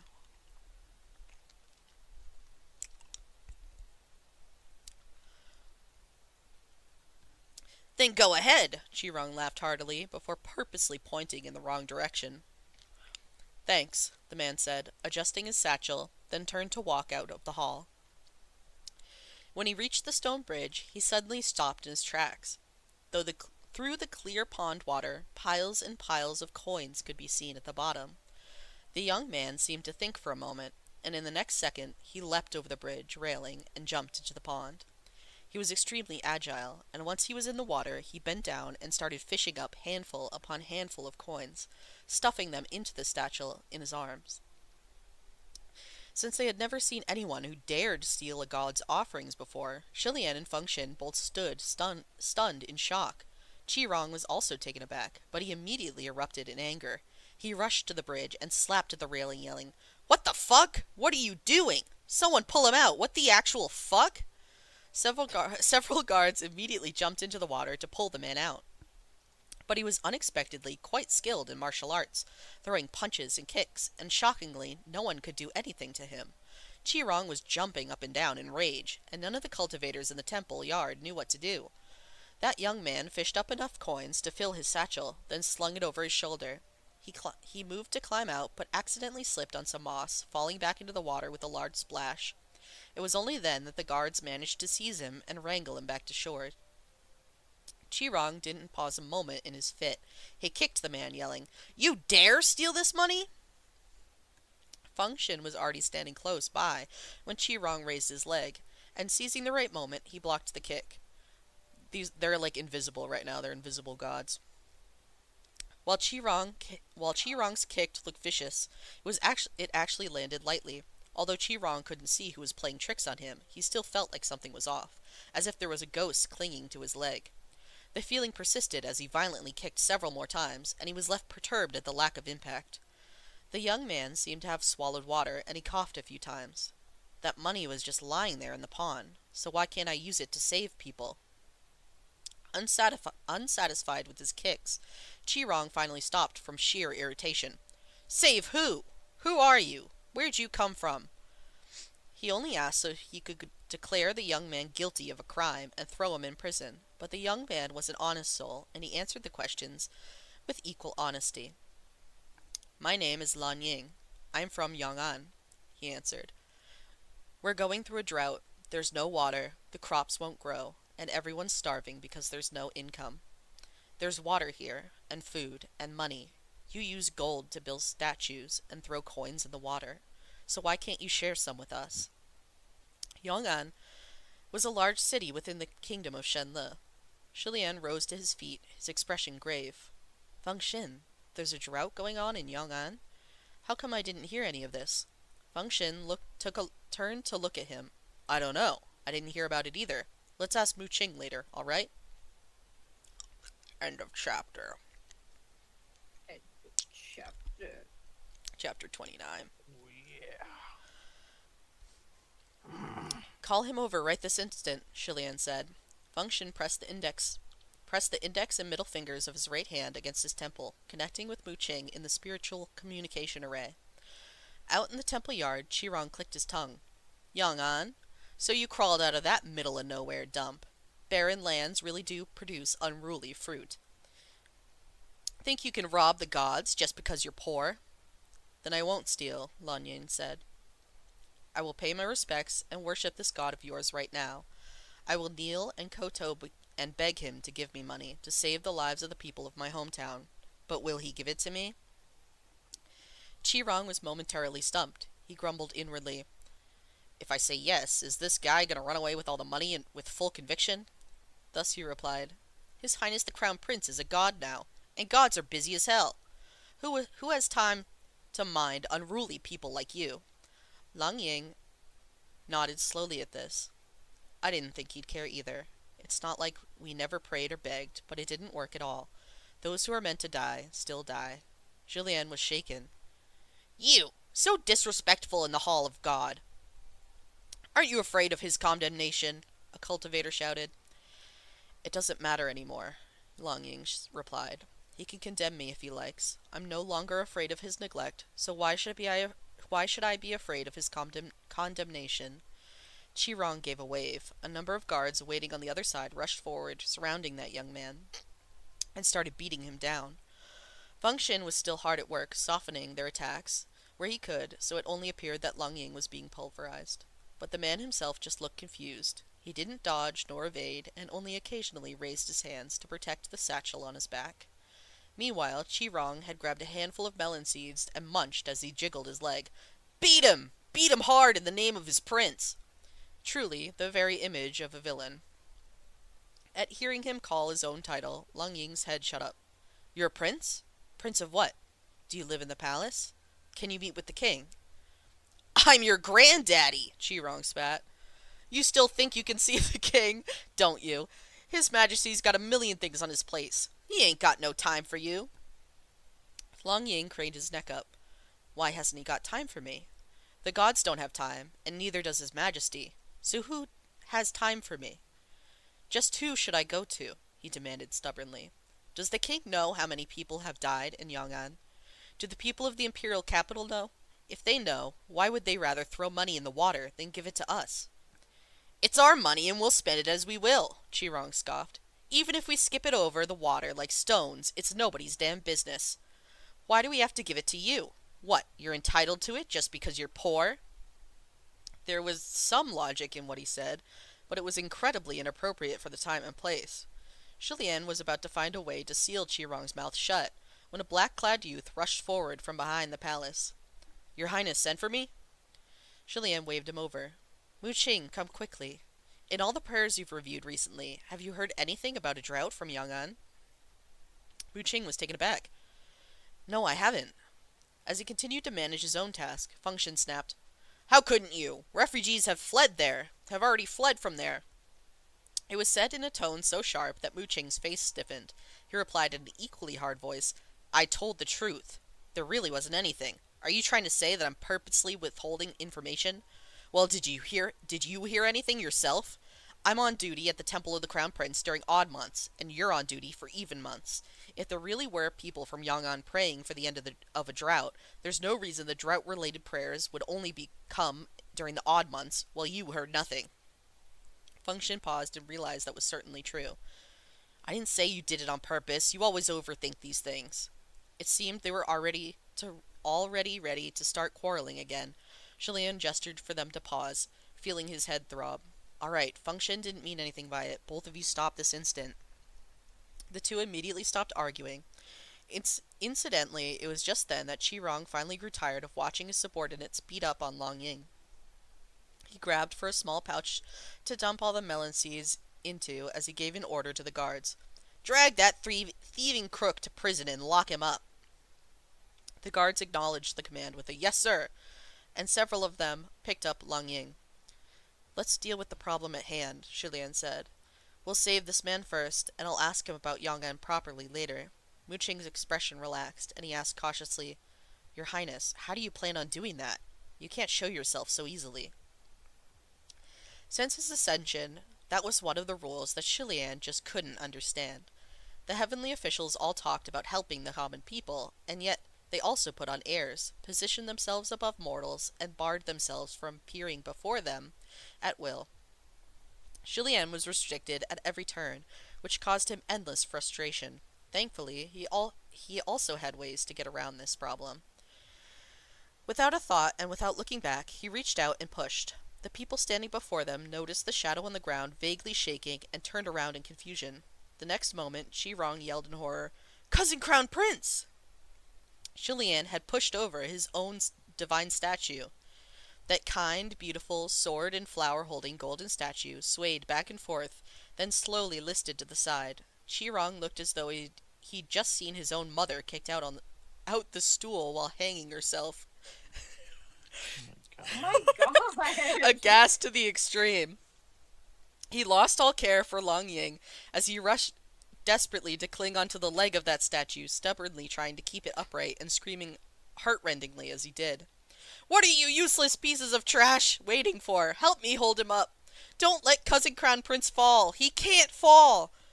While he was terrified to distraction, Shilian calmly and casually passed by him and stepped out of the hall. Feng Xin and Mu Qing's expressions were positively dumbfounded. It took a moment before Feng Xin finally cried, "Your Highness, that was your own divine statue!" A toppled statue was a bad omen, so doing the toppling was even more taboo. A heavenly official who would push over his own statue like that was unheard of, a rarity in all of the three realms. "It's only a big hunk of gold," Shilian said. "If I didn't do that, I wouldn't have caught their attention. You two go and hold the golden statue down. Keep them in place. I'm going to meet with that man." Feng Xin and Mu Qing were still speechless and could do nothing but obey. They stood next to that divine statue, and each used just one finger to press down on it. That small bit of power was but all they needed. The ones holding it up on the other side had to use every ounce of their strength, and they could still only keep the half-toppled status quo, their teeth clenched hard. As expected of true solid gold, such weight! As for Lung Ying, he'd long since fallen on his bottom, and he now noticed that the guards were no longer concerned with him. He stared at the golden shine of the divine statue for a long while, before he rose to his feet, dusted himself off, and hurried away carrying his satchel. Shilian followed behind, watching. Lung Ying ran for a fair distance, and entered a lush and heavy forest, then looked around before sitting down under a tree to rest. Shilian hid behind that tree, then cast a spell with a casual hand seal to transform himself into the form of a young, white-clad cultivator. After the transformation, he looked himself up and down to ensure there was nothing amiss. He was fiddling with his whisk, thinking about how to approach without appearing too abruptly, when he noticed that Lung Ying was squatting next to a puddle by the tree and busying himself with digging a hole in the ground.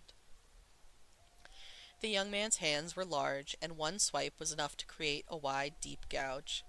Dirt flew as he dug, and he looked very much like a lean, black wolf dog. Shilian was just wondering why the man had suddenly started digging when he saw Lung Ying wipe the mud off his pants, scoop up a handful of water with both hands, and bring it to his lips. At the sight of this, Shilian couldn't hide any more and rushed out. He stopped the man's hands and passed him a water bottle he retrieved from a Changkun's sleeves. Lung Ying's cheeks were already round with a mouthful of puddle water, and he swallowed it down. He gazed at this little cultivator who appeared so suddenly, but he didn't question it, nor did he reject the offer. He took the water bottle and gulped down its entire contents in one go. Only after he finished did he utter, "Thanks." Since he had already appeared so abruptly, Shilian stopped caring about having a natural opening line. He tried his best to swing his whisk transcendently, like someone worthy of trust. "My friend, where did you come from, and where are you going?" "We came from the Bay of Lang-Er, in the city of Yong'an. I was going to head to the Imperial Palace, but I've changed my mind. I'm not going anymore." Shilian was taken aback. "We?" Lung Ying nodded. "We. Me and my son." Shilian was growing even more confused, but his heart was sinking. He watched as Lung Ying removed the satchel from his back and opened it. "My son." Inside that satchel he had been carrying on his back was the dead body of a small child. Bruh. The child was a tiny creature who looked no more than 2 or 3 years of age. His face was yellow, his cheeks sallow. His head had a few sparse strands of thin, yellowing hair stuck to it. Rashes streaked across his skin. That little face was twisted into a strange expression, as if holding back tears and terribly miserable. My God. I told you the books get, kind of horrifying and Elden Ringy. It's fucked up. His eyes were already closed, but his mouth was still open, though no sound would ever come from it again. Oh my God. Julien's pupils shrank, his spirit shocked to the core, unable to speak. No wonder he had felt that this young man had a strange air about him. He couldn't have explained what that strangeness was, only that he was abnormal. The way he spoke, the way he behaved, it was like he didn't consider consequences at all. He was blunt and berserk and entirely reckless. But at this time, why would he need to consider consequences? After showing him his son, Lung Ying wrapped the child anew, carefully tucking the cloth around him. Seeing how focused he was in his action made Shilian miserable. It was his very first time seeing the corpse of such a young child. He asked, stammering, How How did your son die? Lang Ying adjusted the satchel on his back and replied bemused. How did he die? I don't know that either. Thirst, hunger, sickness, maybe a bit of everything. He scratched his head. When I first carried him out of Yong'an, he could still cough a bit, and he called for me from my back. Dad, Dad. Eventually, there was no more of that, only coughing, and then there was no more coughs. I thought he'd fallen asleep. Later, when I found something to eat and tried to wake him up, he wouldn't. The child had died on the road of escape. Lang Ying shook his head. I don't know how to take care of children. If my wife knew our son died, she'd scold me to death. After a moment of silence, he added, I really wish my wife could still scold me. Oh my god. His expression stayed calm the entire time, like a branch snapped from a withered tree or a pool of dead water without ripples or any trace of life. Shilian's throat constricted, unable to swallow. Moments later, he suggested in a small voice, Why don't you bury him? Lang Ying nodded. Yeah, I wanted to pick a nice place. Here's not bad. There are trees to block the sun, and water too. I'll go back after burying him. Thanks for your water. He coughed a few times and bent down again, continuing to dig with his hands. Shilian mumbled softly, No, don't thank me. Don't thank me, don't. Just then, Feng Xin and Mu Qing arrived, and they were greeted with the confusing sight of one person digging a hole and another watching in a daze. Shilian wasn't in the mood to speak, and just kept muttering a few incoherent words. It was some time before Shilian remembered that simply giving water wasn't enough. This man was returning to Yong'an. Thus his hand went back to his sleeve and rummaged around. Finally finding what he was looking for, he passed it over. Here, take this. Lang Ying stopped and looked closely at the item in Shilian's hand. It was a deep red pearl, no bigger than a fingernail, its luster smooth and sleek, polished and brilliant, and soul-stirringly beautiful. Even if he didn't know what it was, a simple glance made it obvious this little thing was invaluable. This was in fact the remaining red coral pearl earring that Shilian had worn during the Shangyuan Heavenly Ceremonial Procession 3 years before. That pearl had left a deep impression on Mu Qing, so the moment he saw it, his face changed. Lang Ying didn't reject it. He took it directly, as if the proper manners and concerns of a normal person had long since left him. Thanks. He carefully tucked the pearl into his belt, and he removed the satchel on his back and gently laid it into the pit he'd dug. Dad will come back for you very soon to visit. Finished, he solemnly pushed the earth back to cover the satchel. Shilian put his hand on his forehead and closed his eyes. A moment later, the young man strode away. Shilian was bewildered. Your Highness, what did he bury here? He said, Dad? He buried someone? Mu Qing was concerned with something else. Your Highness, I looked into what happened. Yong'an has never been a wealthy place. Their temples and shrines are few in number. It seems they also have a local rule where those who don't offer donations can't pray. So those who have visited the temple of the Crown Prince have all been wealthy. The suffering poor can't even enter. Shilian didn't respond to the report. He said in a dark voice, You two go. Go to Yong'an and see what the situation is. I will go meet with the state preceptor and ask him exactly what's going on. He had never looked this upset before. His two subordinates didn't dare to be negligent. They acknowledged his command and departed an instant later. Shilian himself turned and raced in the direction of Mount Taisong. It appeared that the situation in Yong'an could only be a major disaster, not a small disturbance. Even if he himself couldn't hear the voice of prayers, it hardly meant those at the Imperial Palace were so uninformed. Whose fan am I hearing? I don't know. Hold on. Are you hearing a fan? I did for a second there. It's gone now. Okay. Okay. Wait, hold on. I'm gonna get more thing. More thing.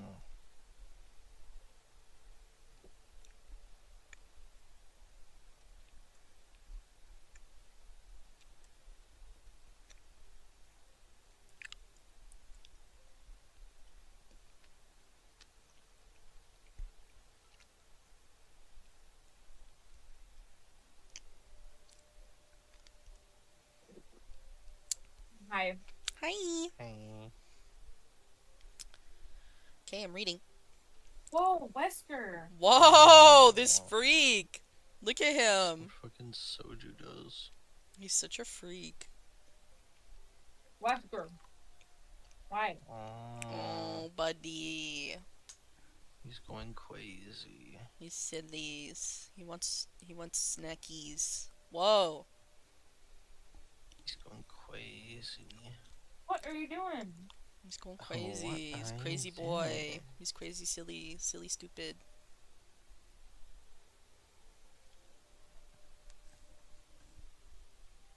Okay.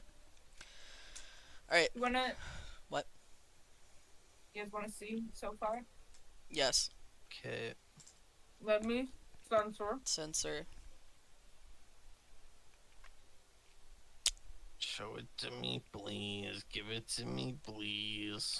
Show it to me, Rachel. Wait. Show me to me, please. Show it to me, please. Oh, Rachel, which one? Which one is it on, baby? Is it on TikTok? Alright. Insane. Whoa! Whoa! Is there insertion? Huh? Do you see the hole? There's insert. You can see the hole. Or are Oh, they it's frauding? filled. It's filled. Whoa! filled. Whoa! Nice. Yeah. Now that's what I'm talking Whoa, about. now that's what I'm talking about. Now put Shibari on him. Arthur. You should. Okay, I read. Oh, fuck. Okay. Chapter 30, God of Heaven observes mortal matters. Mount Taisong, the Crown Prince Summit. It was the time of day when the crowds of visitors... Whoa, my weed just hit.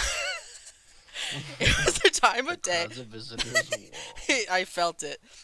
It was the time of day when the crowds of visitors could no longer linger and were asked to leave the royal holy temple.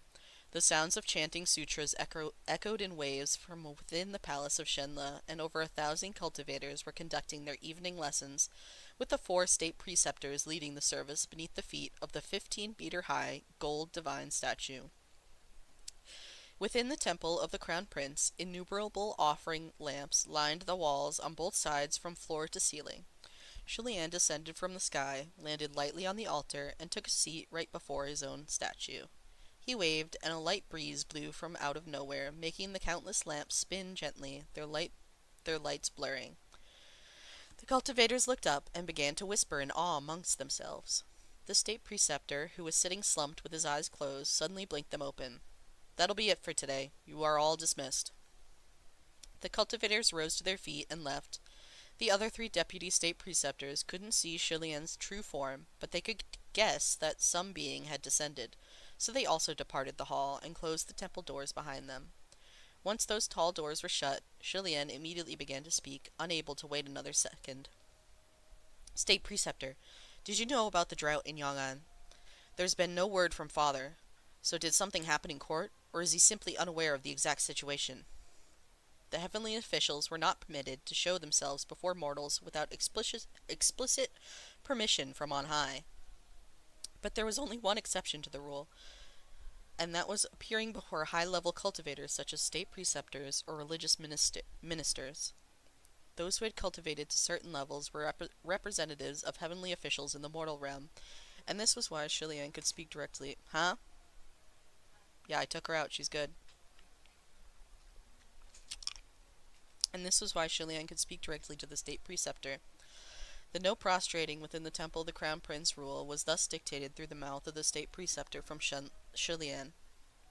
He had originally thought there was some sort of extreme circumstance, an exceptional issue the king couldn't extricate himself from, to handle the disaster in Yong'an, something that had tied his hands, or something that had prevented him from realizing that things were so deadly serious. Unexpectedly, however, the state preceptor replied, "His Majesty, the king is in satisfactory health. Nothing major has happened, and he knows very well of what's happening in Yong'an." Shulian was taken aback. Then how come, in all of the times fathers visited the Royal Holy Temple, I've never heard him pray for Yong'an once? Not even a word. Even if he didn't get along well with his father, he also knew that the king was not a fatuous ruler. While the man recovered While the man revered hierarchy, saw himself as the son of the heavens above the common folk, that didn't mean he was indifferent to the plight of refugees. The state preceptor replied, "This has nothing to do with his majesty. I am the one who advised that neither he nor the queen mention Yong'an in their prayers." "Why?" Shilian demanded. "Because it's pointless," the state preceptor stated. Shilian was shocked. "What do you mean, pointless?" He paused for a moment and worked over the state preceptor's words in his mind. "Are you saying that because I'm a martial god, with no control over droughts, telling me would be pointless? I may be a martial god, but I'm also the crown prince of Shenle. Or did you forget? My people are mired in misery. How can I sit back and do nothing?" After a thought, he continued, "The priority right now is to save and settle the disaster victims. Please speak to my father on my behalf and tell him to stop constructing these temples. There are already too many temples of the Crown Prince in this kingdom. I don't need all of them. And these golden statues, they could be melted down to help allocate funds for the disaster. Yong'an is to the west, and they need water, so let's dig a river and divert water from the east to irrigate the crops and nourish the land." As he spoke, the state preceptor only shook his head, muttering to himself, "Too early, too early." Shilian didn't understand. "What's too early?" "Do you understand now why I said you shouldn't ascend too early?" the state preceptor asked. "It's because your people haven't died out yet." Shilian's eyes widened, and his voice grew dark and furious. "State preceptor, what are you saying? What do you mean my people haven't died out yet?" "You've already become a god, but you can't forget who you were as a mortal. You're unable to let go and differentiate between the two realms," the state preceptor replied. "You're involving yourself, but you are also powerless, and the results will be an utter mess." Shilian was seated upon the altar, and the state preceptor stood below. Even though it was obvious Shilian was the one looking down, when the state preceptor spoke, it was as if he were the one above. "How can I be powerless? As long as I act, there will be results. Every little bit counts. Even if I can only save one person, that's still better than indifference and inaction. If you will not speak to my father on my behalf, I will seek him out myself," Shilian said. He shot to his feet, but the state preceptor seized a corner of his sleeve, yelling, "Come back! Do you know why heavenly officials aren't allowed to show themselves before mortals at will? A law that's existed for thousands of years exists for a reason. Don't do anything foolish." Shilian whipped his head back. "Then what can I do? I can't do this. I can't do that. State preceptor, there are people dying right now in my land. Are gods not called gods because they can save people? If I don't appear now, then when can I appear? What will my ascension even mean?" The state preceptor held him down, sighing. "Your Highness. Oh, Your Highness. Do you know what I've seen?" Shilian calmed himself before sitting again. "Please, enlighten me." The state preceptor stared hard at him. "I've seen your future, and it's pitch black." Shilian looked him straight in the eyes. "You must be mistaken. I only like to wear white. I worry that not only..." Bro. Yeah, serve, slay, girl queen, girl boss. "I worry that not only will you be unable to save your people, they will turn around and drag you down from the divine altar," the state preceptor said. "My people are not like that. They can clearly recognize what is right and what is wrong. If I cannot save them, then there's no meaning to me being on this altar anyway," Shilian replied. It was a good while before the state preceptor sighed again. "What your father has done can't be called right, but it can't be called wrong either. You said to allocate funds, but it's not like your father hasn't tried. You can go see how effective that's been. And you said to dig a river to divert the waters. Go to that river yourself and determine whether it can be done." Shilian bowed his head. "I understand. Thank you, state preceptor." Upon leaving Mount Taisang, he headed westward and arrived at the city of Yong'an within the kingdom of Shenle. In the 20 years of his life, Shilian had never imagined the sun could be so scorching and deadly. With every step, he could feel how unbearably hot and dry the earth was. It was like the air around him was contorted with it. In the blazing sunlight, the land had cracked into broken chunks that looked horrifyingly aged. There was a deep gutter by the roadside that seemed to have been a river once, but now it was dry to the bottom, and the blackened river bed emitted a strange stench. He walked for a long time, and didn't see a single paddy field. Maybe there had been fields once, but at this point they were unrecognizable. Julien looked around as he walked. That hot, dry sun blew his long hair into a mess, but he was too preoccupied to care. Just then someone suddenly called from him from behind. "Your Highness!" Julien turned his head and saw two figures in black approaching in a rush. It was Feng Xin and Mu Qing. Julien cut straight to the point. "Any news?" Feng Xin flapped the front of his shirt to fan himself. "Yes. Over the past 2 years, the whole Western Territory has been going through a water shortage, and things finally blew up this year. Yong'an is the worst affected. The river's dry and the rain doesn't fall, so the crops won't grow. The wealthier families are still faring all right. As long as there's money, there's food and water that can be brought from somewhere else. However, most of the wealthy have already moved to the Eastern Territories. Those who are left are either poor or unable to survive the move." Julien knitted his brows. "The state preceptor said that my father didn't just sit back, and that he gave the order to send disaster relief. So why is it still so serious?" "When funds go through government checkpoints, each checkpoint skims off a little bit to line their own pockets, until finally there's nothing left. Of course it's still serious," Mu Qing said coldly. "If it were up to me, I would have preferred not to send anything at all, rather than feed those parasites." Julien's breath hitched. Forcing his anger down, he stated, "I will tell those parasites to regurgitate every single penny they've devoured." "Your Highness, did you forget?" Mu Qing reminded him. "This is not within your purview. Heavenly officials can't interfere in mortal matters. A meter of ice isn't formed by a single cold day. His Majesty the King is the one responsible for the mortal realm. This is his duty. If even he can't manage it, how will you fix it? When you've already got your hands full with countless prayers from your devotees. If you concern yourself with this and that, in the end you'll only bring problems upon yourself. Besides, that would only cure the symptoms, not the root cause." Feng Xin blocked out the sun with his hand. "To cure the root cause, there needs to be water. For now, why doesn't your Highness have the state preceptor tell his Majesty to divert the waters from the east to the west?" Julien shook his head.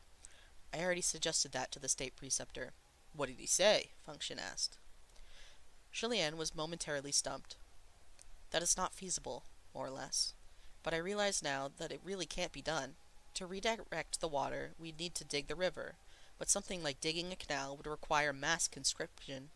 But who knows how many years that'd take, and it would only exhaust the people and the treasury. It won't work."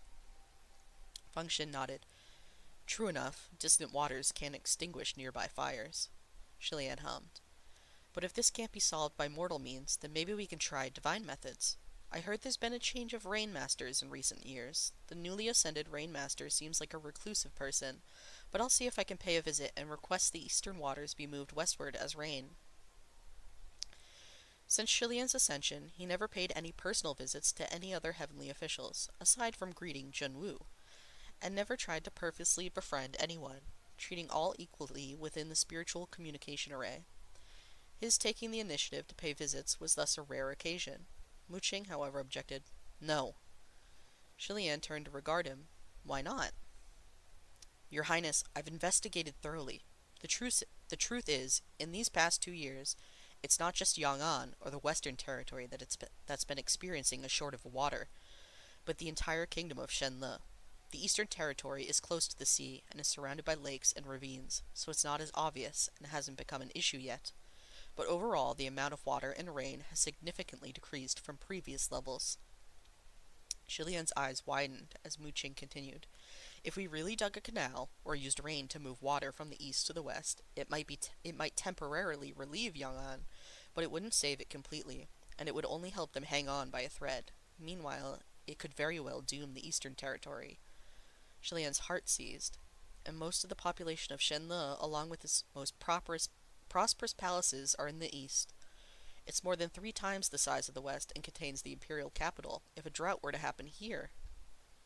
Feng Xin immediately understood as well. The consequences would be significantly more dangerous than in Yong'an, and the number of deaths would be greater. Mu Qing nodded, his expression solemn. It would give birth to a much larger disaster. Julien took a deep breath. "So, Is that so? Is that what the state preceptor meant when he said that father what father did wasn't right but wasn't wrong either? That he made this choice? Which is why, Your Highness, that no one praying for help at your temple was a good thing, Muching said. Leave it to His Majesty to decide what to do.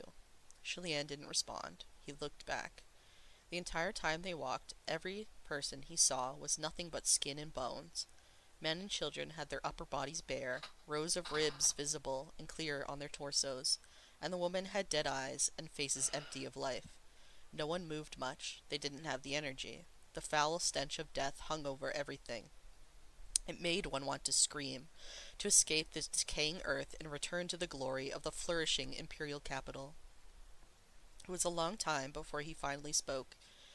You two stay here and assist me. Deliver as much water as you can. Let me think about this. Fine. Go ahead and think it over carefully, Function said. Just let me know what to do once you've decided. Shilian patted his shoulder, then turned to leave. Behind him, Muching said quietly, Your Highness, do think this through carefully. We can help for 10 days, maybe 20, but not a year or two. We can save 100 lives, but not 100,000. You're a Martia god, after all, not the god of water. And even if you were the god of water, you couldn't create water from nothing. If we can't fix the root of the problem, we won't be able to keep it going. Our plans are inadequate, like using a cup of water to douse a burning cart of firewood. Shilian briefly paused in his step at Muching's words, but in the end he didn't turn back. He waved, then continued on. When he returned to the capital of Shenle, Shilian headed straight for the imperial palace. He didn't know why he was going there, since it wasn't exactly to see his parents, and that wasn't because he was a heavenly official and forbidden to show himself before mortals. After he first left home, and in all the years that had passed, he didn't really know how to start conversations with his parents anymore, a common sentiment for every child in the world.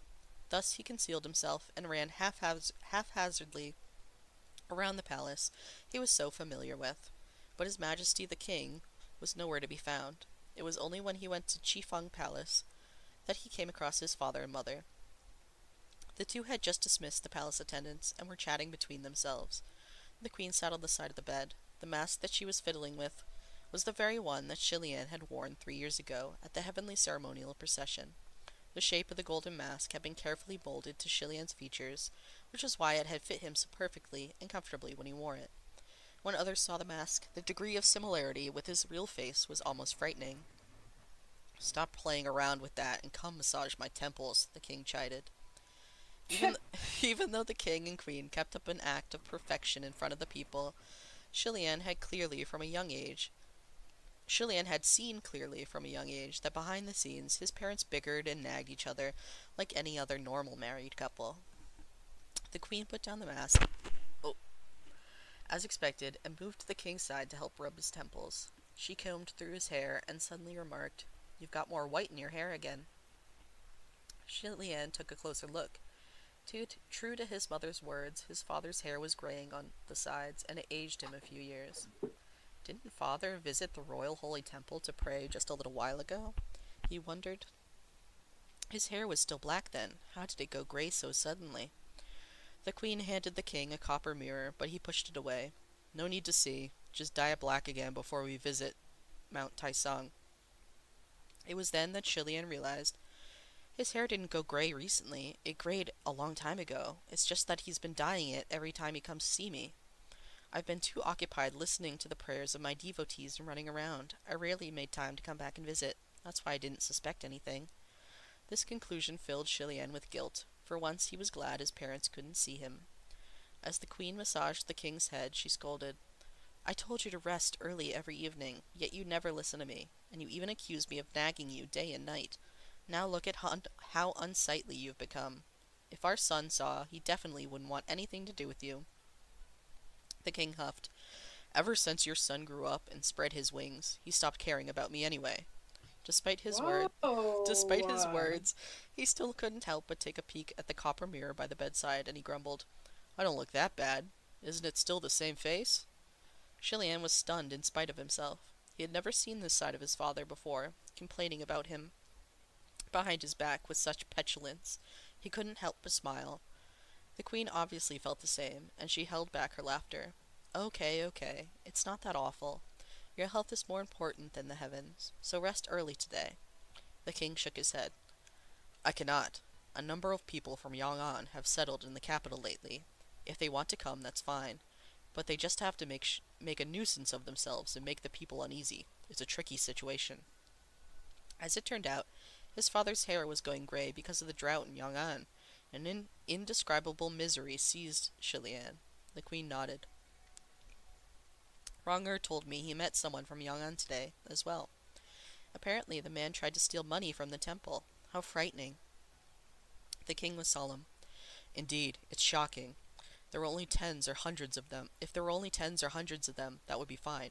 But if all 100,000 of them came here to scurry about the capital, the impact would be unimaginable. The queen debated for a moment before she said, That might not happen.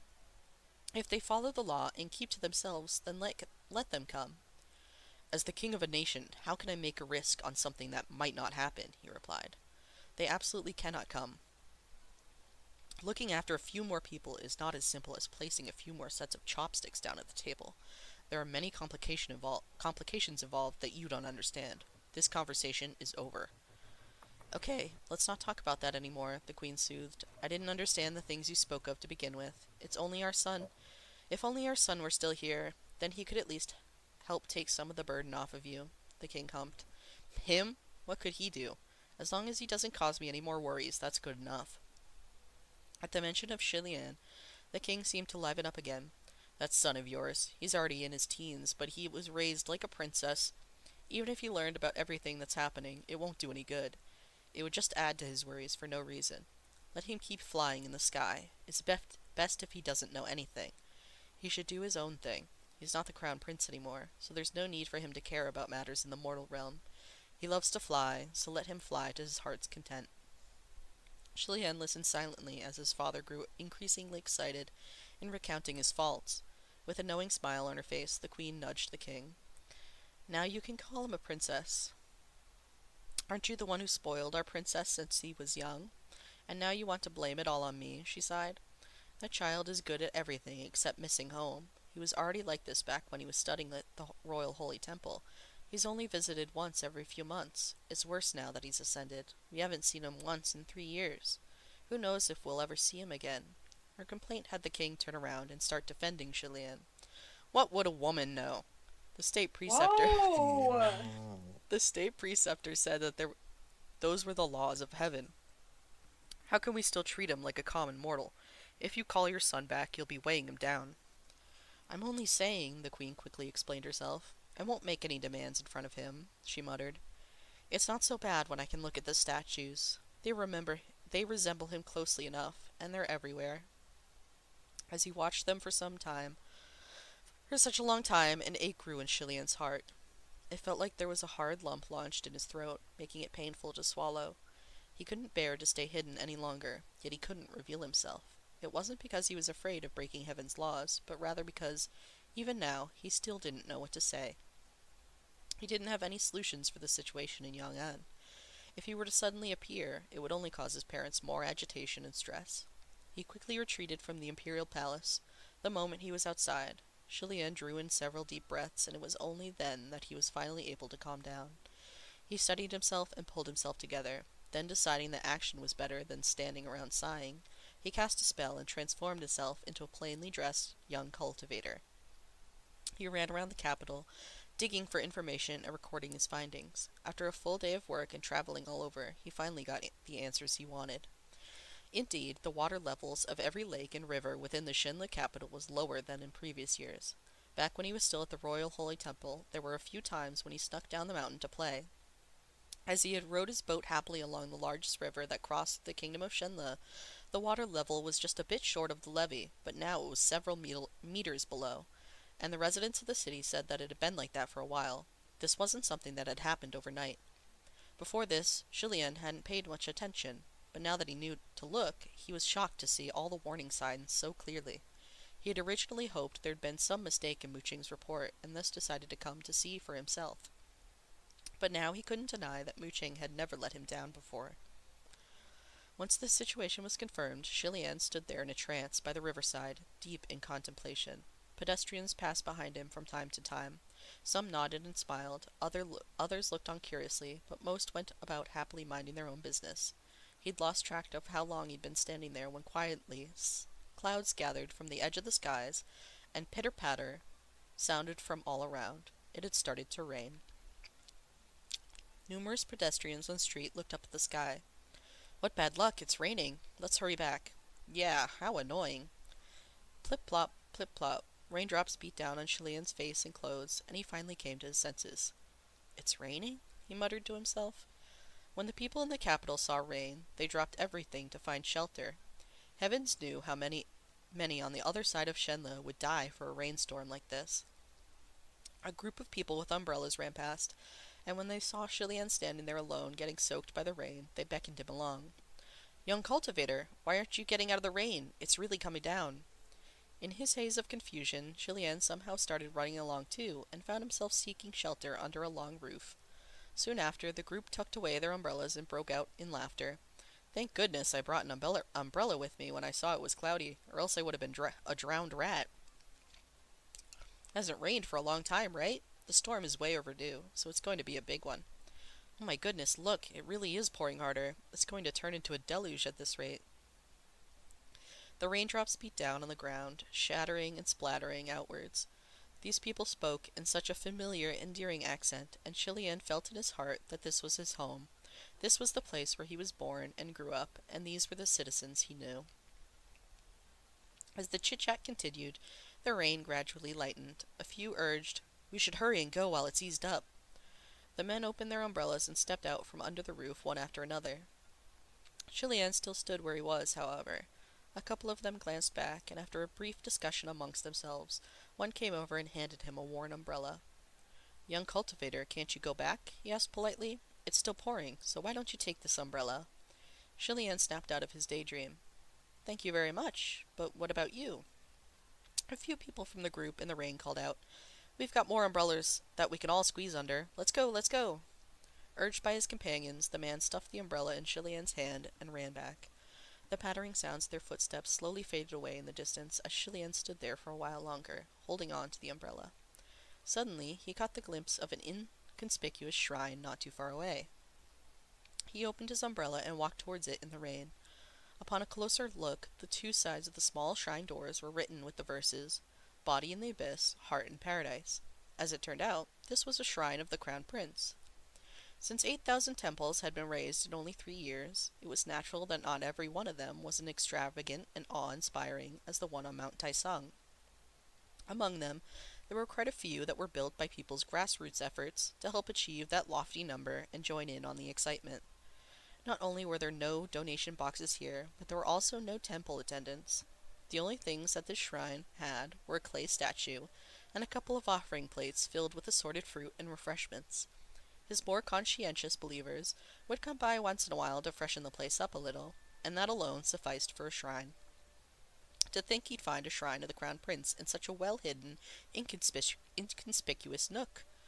Without stepping in, Chilian could already make out what could be described as a charmingly tacky Crown Prince statue, wearing gaudy clothing, with a broad, silly smile on its big, round, powdery white face. The statue was practically a big doll.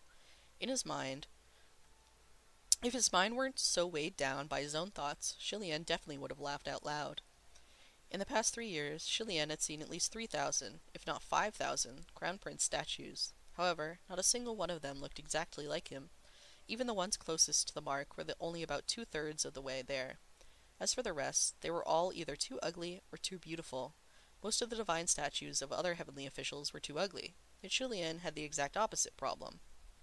There were some that were beautiful beyond recognition, to the point that it embarrassed him. He didn't really take a close look at that clay statue at first, his eyes merely sweeping across the area, but a snow-white blur unexpectedly caught his eye and grabbed his attention. Grasped in the left hand of that crude, clay Crown Prince statue was a flower that was as white as snow. Crystal dew clung to the delicate, pure white petals. A wisp of its fresh fragrance wafted in the air, the scent lovely and endearing. The signature pose of the Crown Prince statues was sword in one hand, flower in the other. But the flower held in the left hand would, of course, be a finely crafted flower of gold, gems, or jade. This was the first time that Chilian had seen a real flower clasped in his statue's hand, and he couldn't help but lean in for a better look. After examining it, he realized that this crown prince statue had probably held a clay flower once upon a time. Whether it fell due to the sculptor's poor skills, or if someone had intentionally plucked it as a prank, only a small hole remained in the left fist, and that little white flower had been placed in this hole. If there was a believer who had picked a flower specifically to fill the vacancy, they were a most conscientious believer indeed. Julian's thoughts came to a halt when he heard hurried footsteps. He didn't look back immediately. Instead, he hid his physical form and lightly leapt onto the altar with umbrella in hand, then turned around to look down. A young boy, no older than 12 or 13, barged in from the gray, foggy rain outside. He was soaked from head to toe, dressed in filthy old clothes, and his face was covered in equally filthy bandages. His right fist was clutched tightly over his left eye, like he was protecting something important, and he only opened his hands when he entered the shrine. A single tiny flower, as white as snow, bloomed quietly in his palms. Julien hummed softly, as he had just remembered something. A face wrapped in layers of bandages inevitably reminded him of the child he had met 3 years ago, though he couldn't be sure of this boy's identity. Pessimistically, could this child really be alive 3 years after fleeing Mount Taisung? Just then the boy came forward. He lifted himself up on tiptoe and swapped the flower on the clay statue with the one in his hands. From atop the altar, Chilian could see it clear as day. The petals of this new flower were fuller and even more delicate, the flower more radiant. From the strong fragrance, it was clear that this flower was freshly picked. Could this boy be visiting this lonely shrine every day to provide a fresh flower for this clay statue? Moreover, after offering the flower, the boy stood in front of the clay crown prince statue. Unlike everyone else, who stubbornly insisted on kneeling, he pressed his hands together and silently prayed while standing. He actually followed Chilian's wishes. It had been 3 years. Among all of Chilian's followers who had prayed, he could count government officials, nobles, names that were known across the lands, and talents who would impress the heavens. And yet Chilian felt the sincerest of them all was this child, who looked barely over 13, who had probably been barred entry to those fancier golden temples simply because of his humble clothing, and had no choice but to pay his respects at this simple shrine. Truly an indescribable feeling. Just then, more splashing footsteps came from outside the shrine. A rowdy group of children with umbrellas dashed past. At first, Chilian thought they were only passing by, but then they unexpectedly circled back. They clapped and acted like they had discovered something extra extraordinary.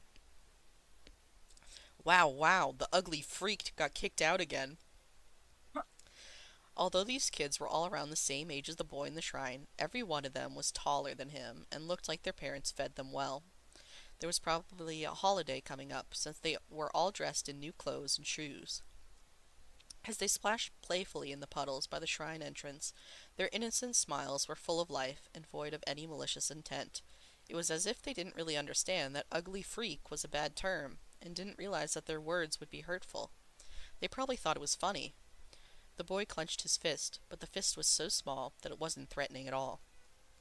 The kids by the door teased and teased. "Hey, ugly freak, are you sleeping at this shrine again tonight? Watch out, your mom is gonna beat the crap out of you when you get home." Chilian frowned. The boy's one eye flashed with anger under the bandages. He raised his fist and yelled furiously. "I don't have a home. I don't have a mom. She's not my mom. Get out. Get out. Keep talking, I'm gonna beat the crap out of you." None of the kids were scared, and they stuck out their tongues. "You want to bet? Careful, we might tell your dad again and have him teach you a lesson." A few children even gave a knowing wink. "Oh right, you don't have a mom because your mom didn't want you. You don't have a home because your family doesn't want anything to do with you. That's why you have to sleep in this crappy shrine." Before they could finish, the boy let out a cry and lunged at them. For such a scrawny kid, he sure could pack a punch. That loud war cry sent a couple of the kids running scared, but the one who was now tangled up in a fight with him yelled at those who fled. "What's there to be scared of? There's more of us." With that, the ones who wanted to run away returned to join the fight, pulling at the boy's hands and feet. Chilian really just couldn't sit and watch anymore. With a wave of his hand, an invisible force shot out of nowhere and separated the boys. Then a powerful wave of puddle water surged up from the ground and knocked the pack of bullying kids off their feet. In the end, they were still kids. After being inexplicably sent tumbling and gulping mouthfuls of muddy water as they did, their new clothes completely soaked, they were even filthier and uglier than the boy they had been mocking. Their boisterous laughter was replaced with loud wailing. They crawled to their feet and ran off sniffling with umbrellas in their hands. Shilian shook his head. The duty of martial gods was to ward off evil ghosts and bring protection and peace, and here he was getting tangled up in a juvenile dispute. Even though he had chased away the wrongdoers, he didn't feel accomplished at all. His gaze returned to the young boy. During that scuffle, the bandages on the boy's head had been partially yanked off, giving a peek at the other half of his face. It was quite swollen, covered in black and blue bruises. It was obvious that these injuries hadn't been caused by the brawl just now. Before Shilian could get a better look, the boy had already rewrapped his bandages without a word. He sat down by the clay statue's feet and hugged his knees close. Shilian had originally come to the Crown Prince Shrine due to his convenience, and he was planning to summon Feng Shen and Mu Qing for some important discussions. But who could have expected that he'd come upon this little one? He was drawn in despite himself. Once the summons was sent, he crouched down beside the boy and stared. Not long after, a grumbling sound came from the boy's stomach. The offering plate still held a few pieces of fruit and other refreshments, dried out and probably not particularly tasty, but better than nothing. Shilian picked one and gently tossed it towards the boy. The moment he was hit by the fruit, the young boy wrapped his arms around his head and curled up defensively, as if he'd been struck by a rock and was bracing for more to follow. But after a while, he looked around and realized it was only a fruit, and that there wasn't anyone nearby. Hesitantly, he picked up the fruit, dusted it off a few times against his clothes, and returned it to the offering plate. Surprisingly, he would rather endure hunger than eat the offerings from the plate. After that, he walked towards the door and peered at the heavy downpour outside of the shrine, as if debating on whether to venture out for food. However, the rain was coming down too hard. Since he didn't want to be drenched again, he walked back and curled up on the ground to sleep at the clay statue's feet. Just then, Feng Shen and Mu Qing stepped out from the back of the shrine, drawn by the summons. With weary disapproval, Feng Shen said, "Your Highness, how did you find such a small Crown Prince shrine? Why did you send out a call from here?" He looked down and suddenly noticed that he'd almost stepped on the curled-up figure on the ground and blurted out, "What the fuck is this kid doing here?" Mu Qing also looked down, inspecting the child closely. He immediately asked, "Your Highness, is this the child who ran from Mount Taisung 3 years ago?" Shilian shook his head. "I can't be certain. I don't know what his name was, nor what he would look like now." While the three chatted around the unsuspecting child, the boy turned. As he wiped his face, Shilian realized there was blood running down his nose and from the corner of his mouth. Shilian felt even more strongly that he couldn't just leave him like this. "Why don't we have the child leave first?" Shilian said. "It's getting dark. The shrine isn't a good place to spend the night." "Do you think he has anywhere else to go?" Feng Shen wondered. "If that's the case, then I'm afraid this is the only place where he could spend the night." "He has a home, though the situation there might not be great," Shilian said. "Even so, the shrine isn't any better. He has to leave so we can find him something to eat. He's also injured." Mu Qing spoke up. "Your Highness, please excuse my frankness, but we don't have time to bother with these minor things right now. Did you call us here because you've made a decision?" No heavenly official of the upper court would accept every prayer from every one of their devotees without exception. There were millions of followers in the world, and if heavenly officials had to attend every single one, it would exhaust them all into early graves. This was why, every so often, they would turn a blind eye to minor or less impactful wishes and pretend they had heard nothing to lessen the workload. Maybe it was due to Shilian's youth, how he was bursting with energy and passion, that he had yet to properly learn how to adapt his priorities. After some thought, he walked towards the entrance of the tiny shrine, carrying the umbrella that was gifted to him earlier by those pedestrians on the street. Shilian slowly opened the umbrella. The falling raindrops pitter-pattered hard on its surface.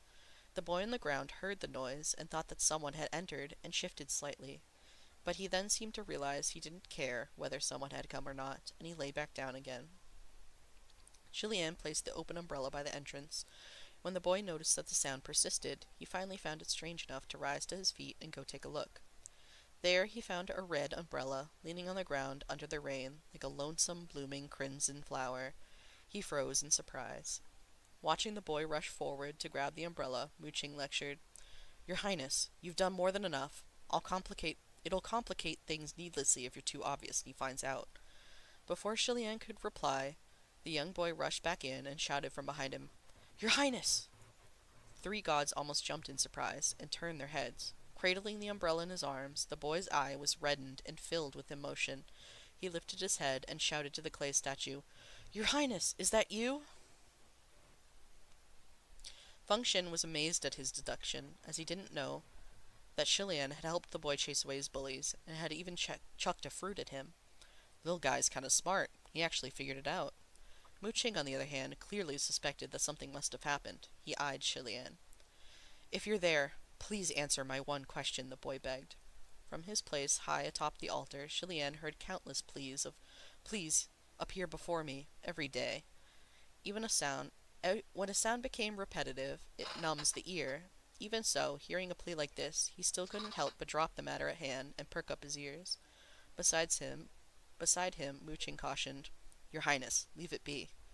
Julianne didn't speak. The young boy squeezed the umbrella tightly with both hands, gritting his teeth. "I'm suffering. Every day I want to die. Every day I want to kill everyone in this world and then myself. I'm living in agony."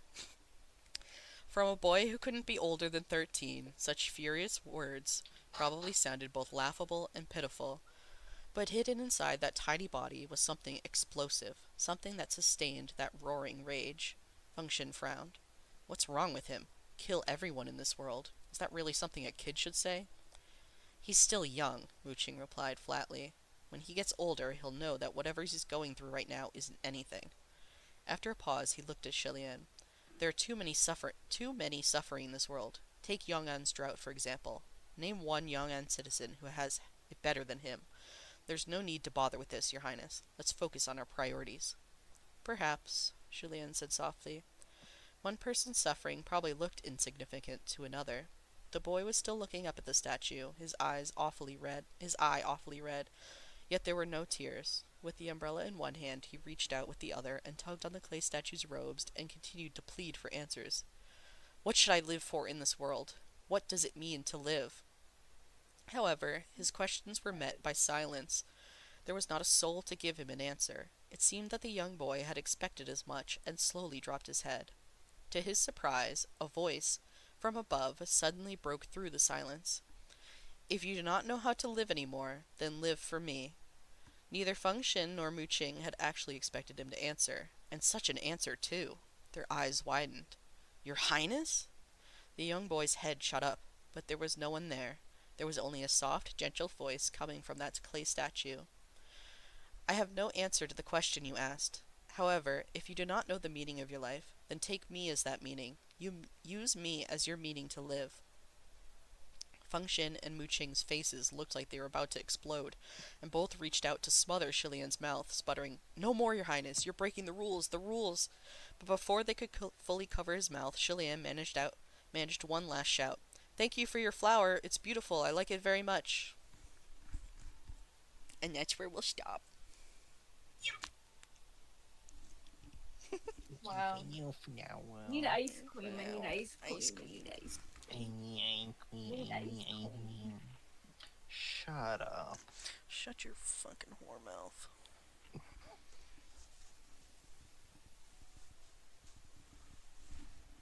Oh yeah, there's art that I have to send. God, it's hit me. Oh my It's god. in my blood. In your bloodstream.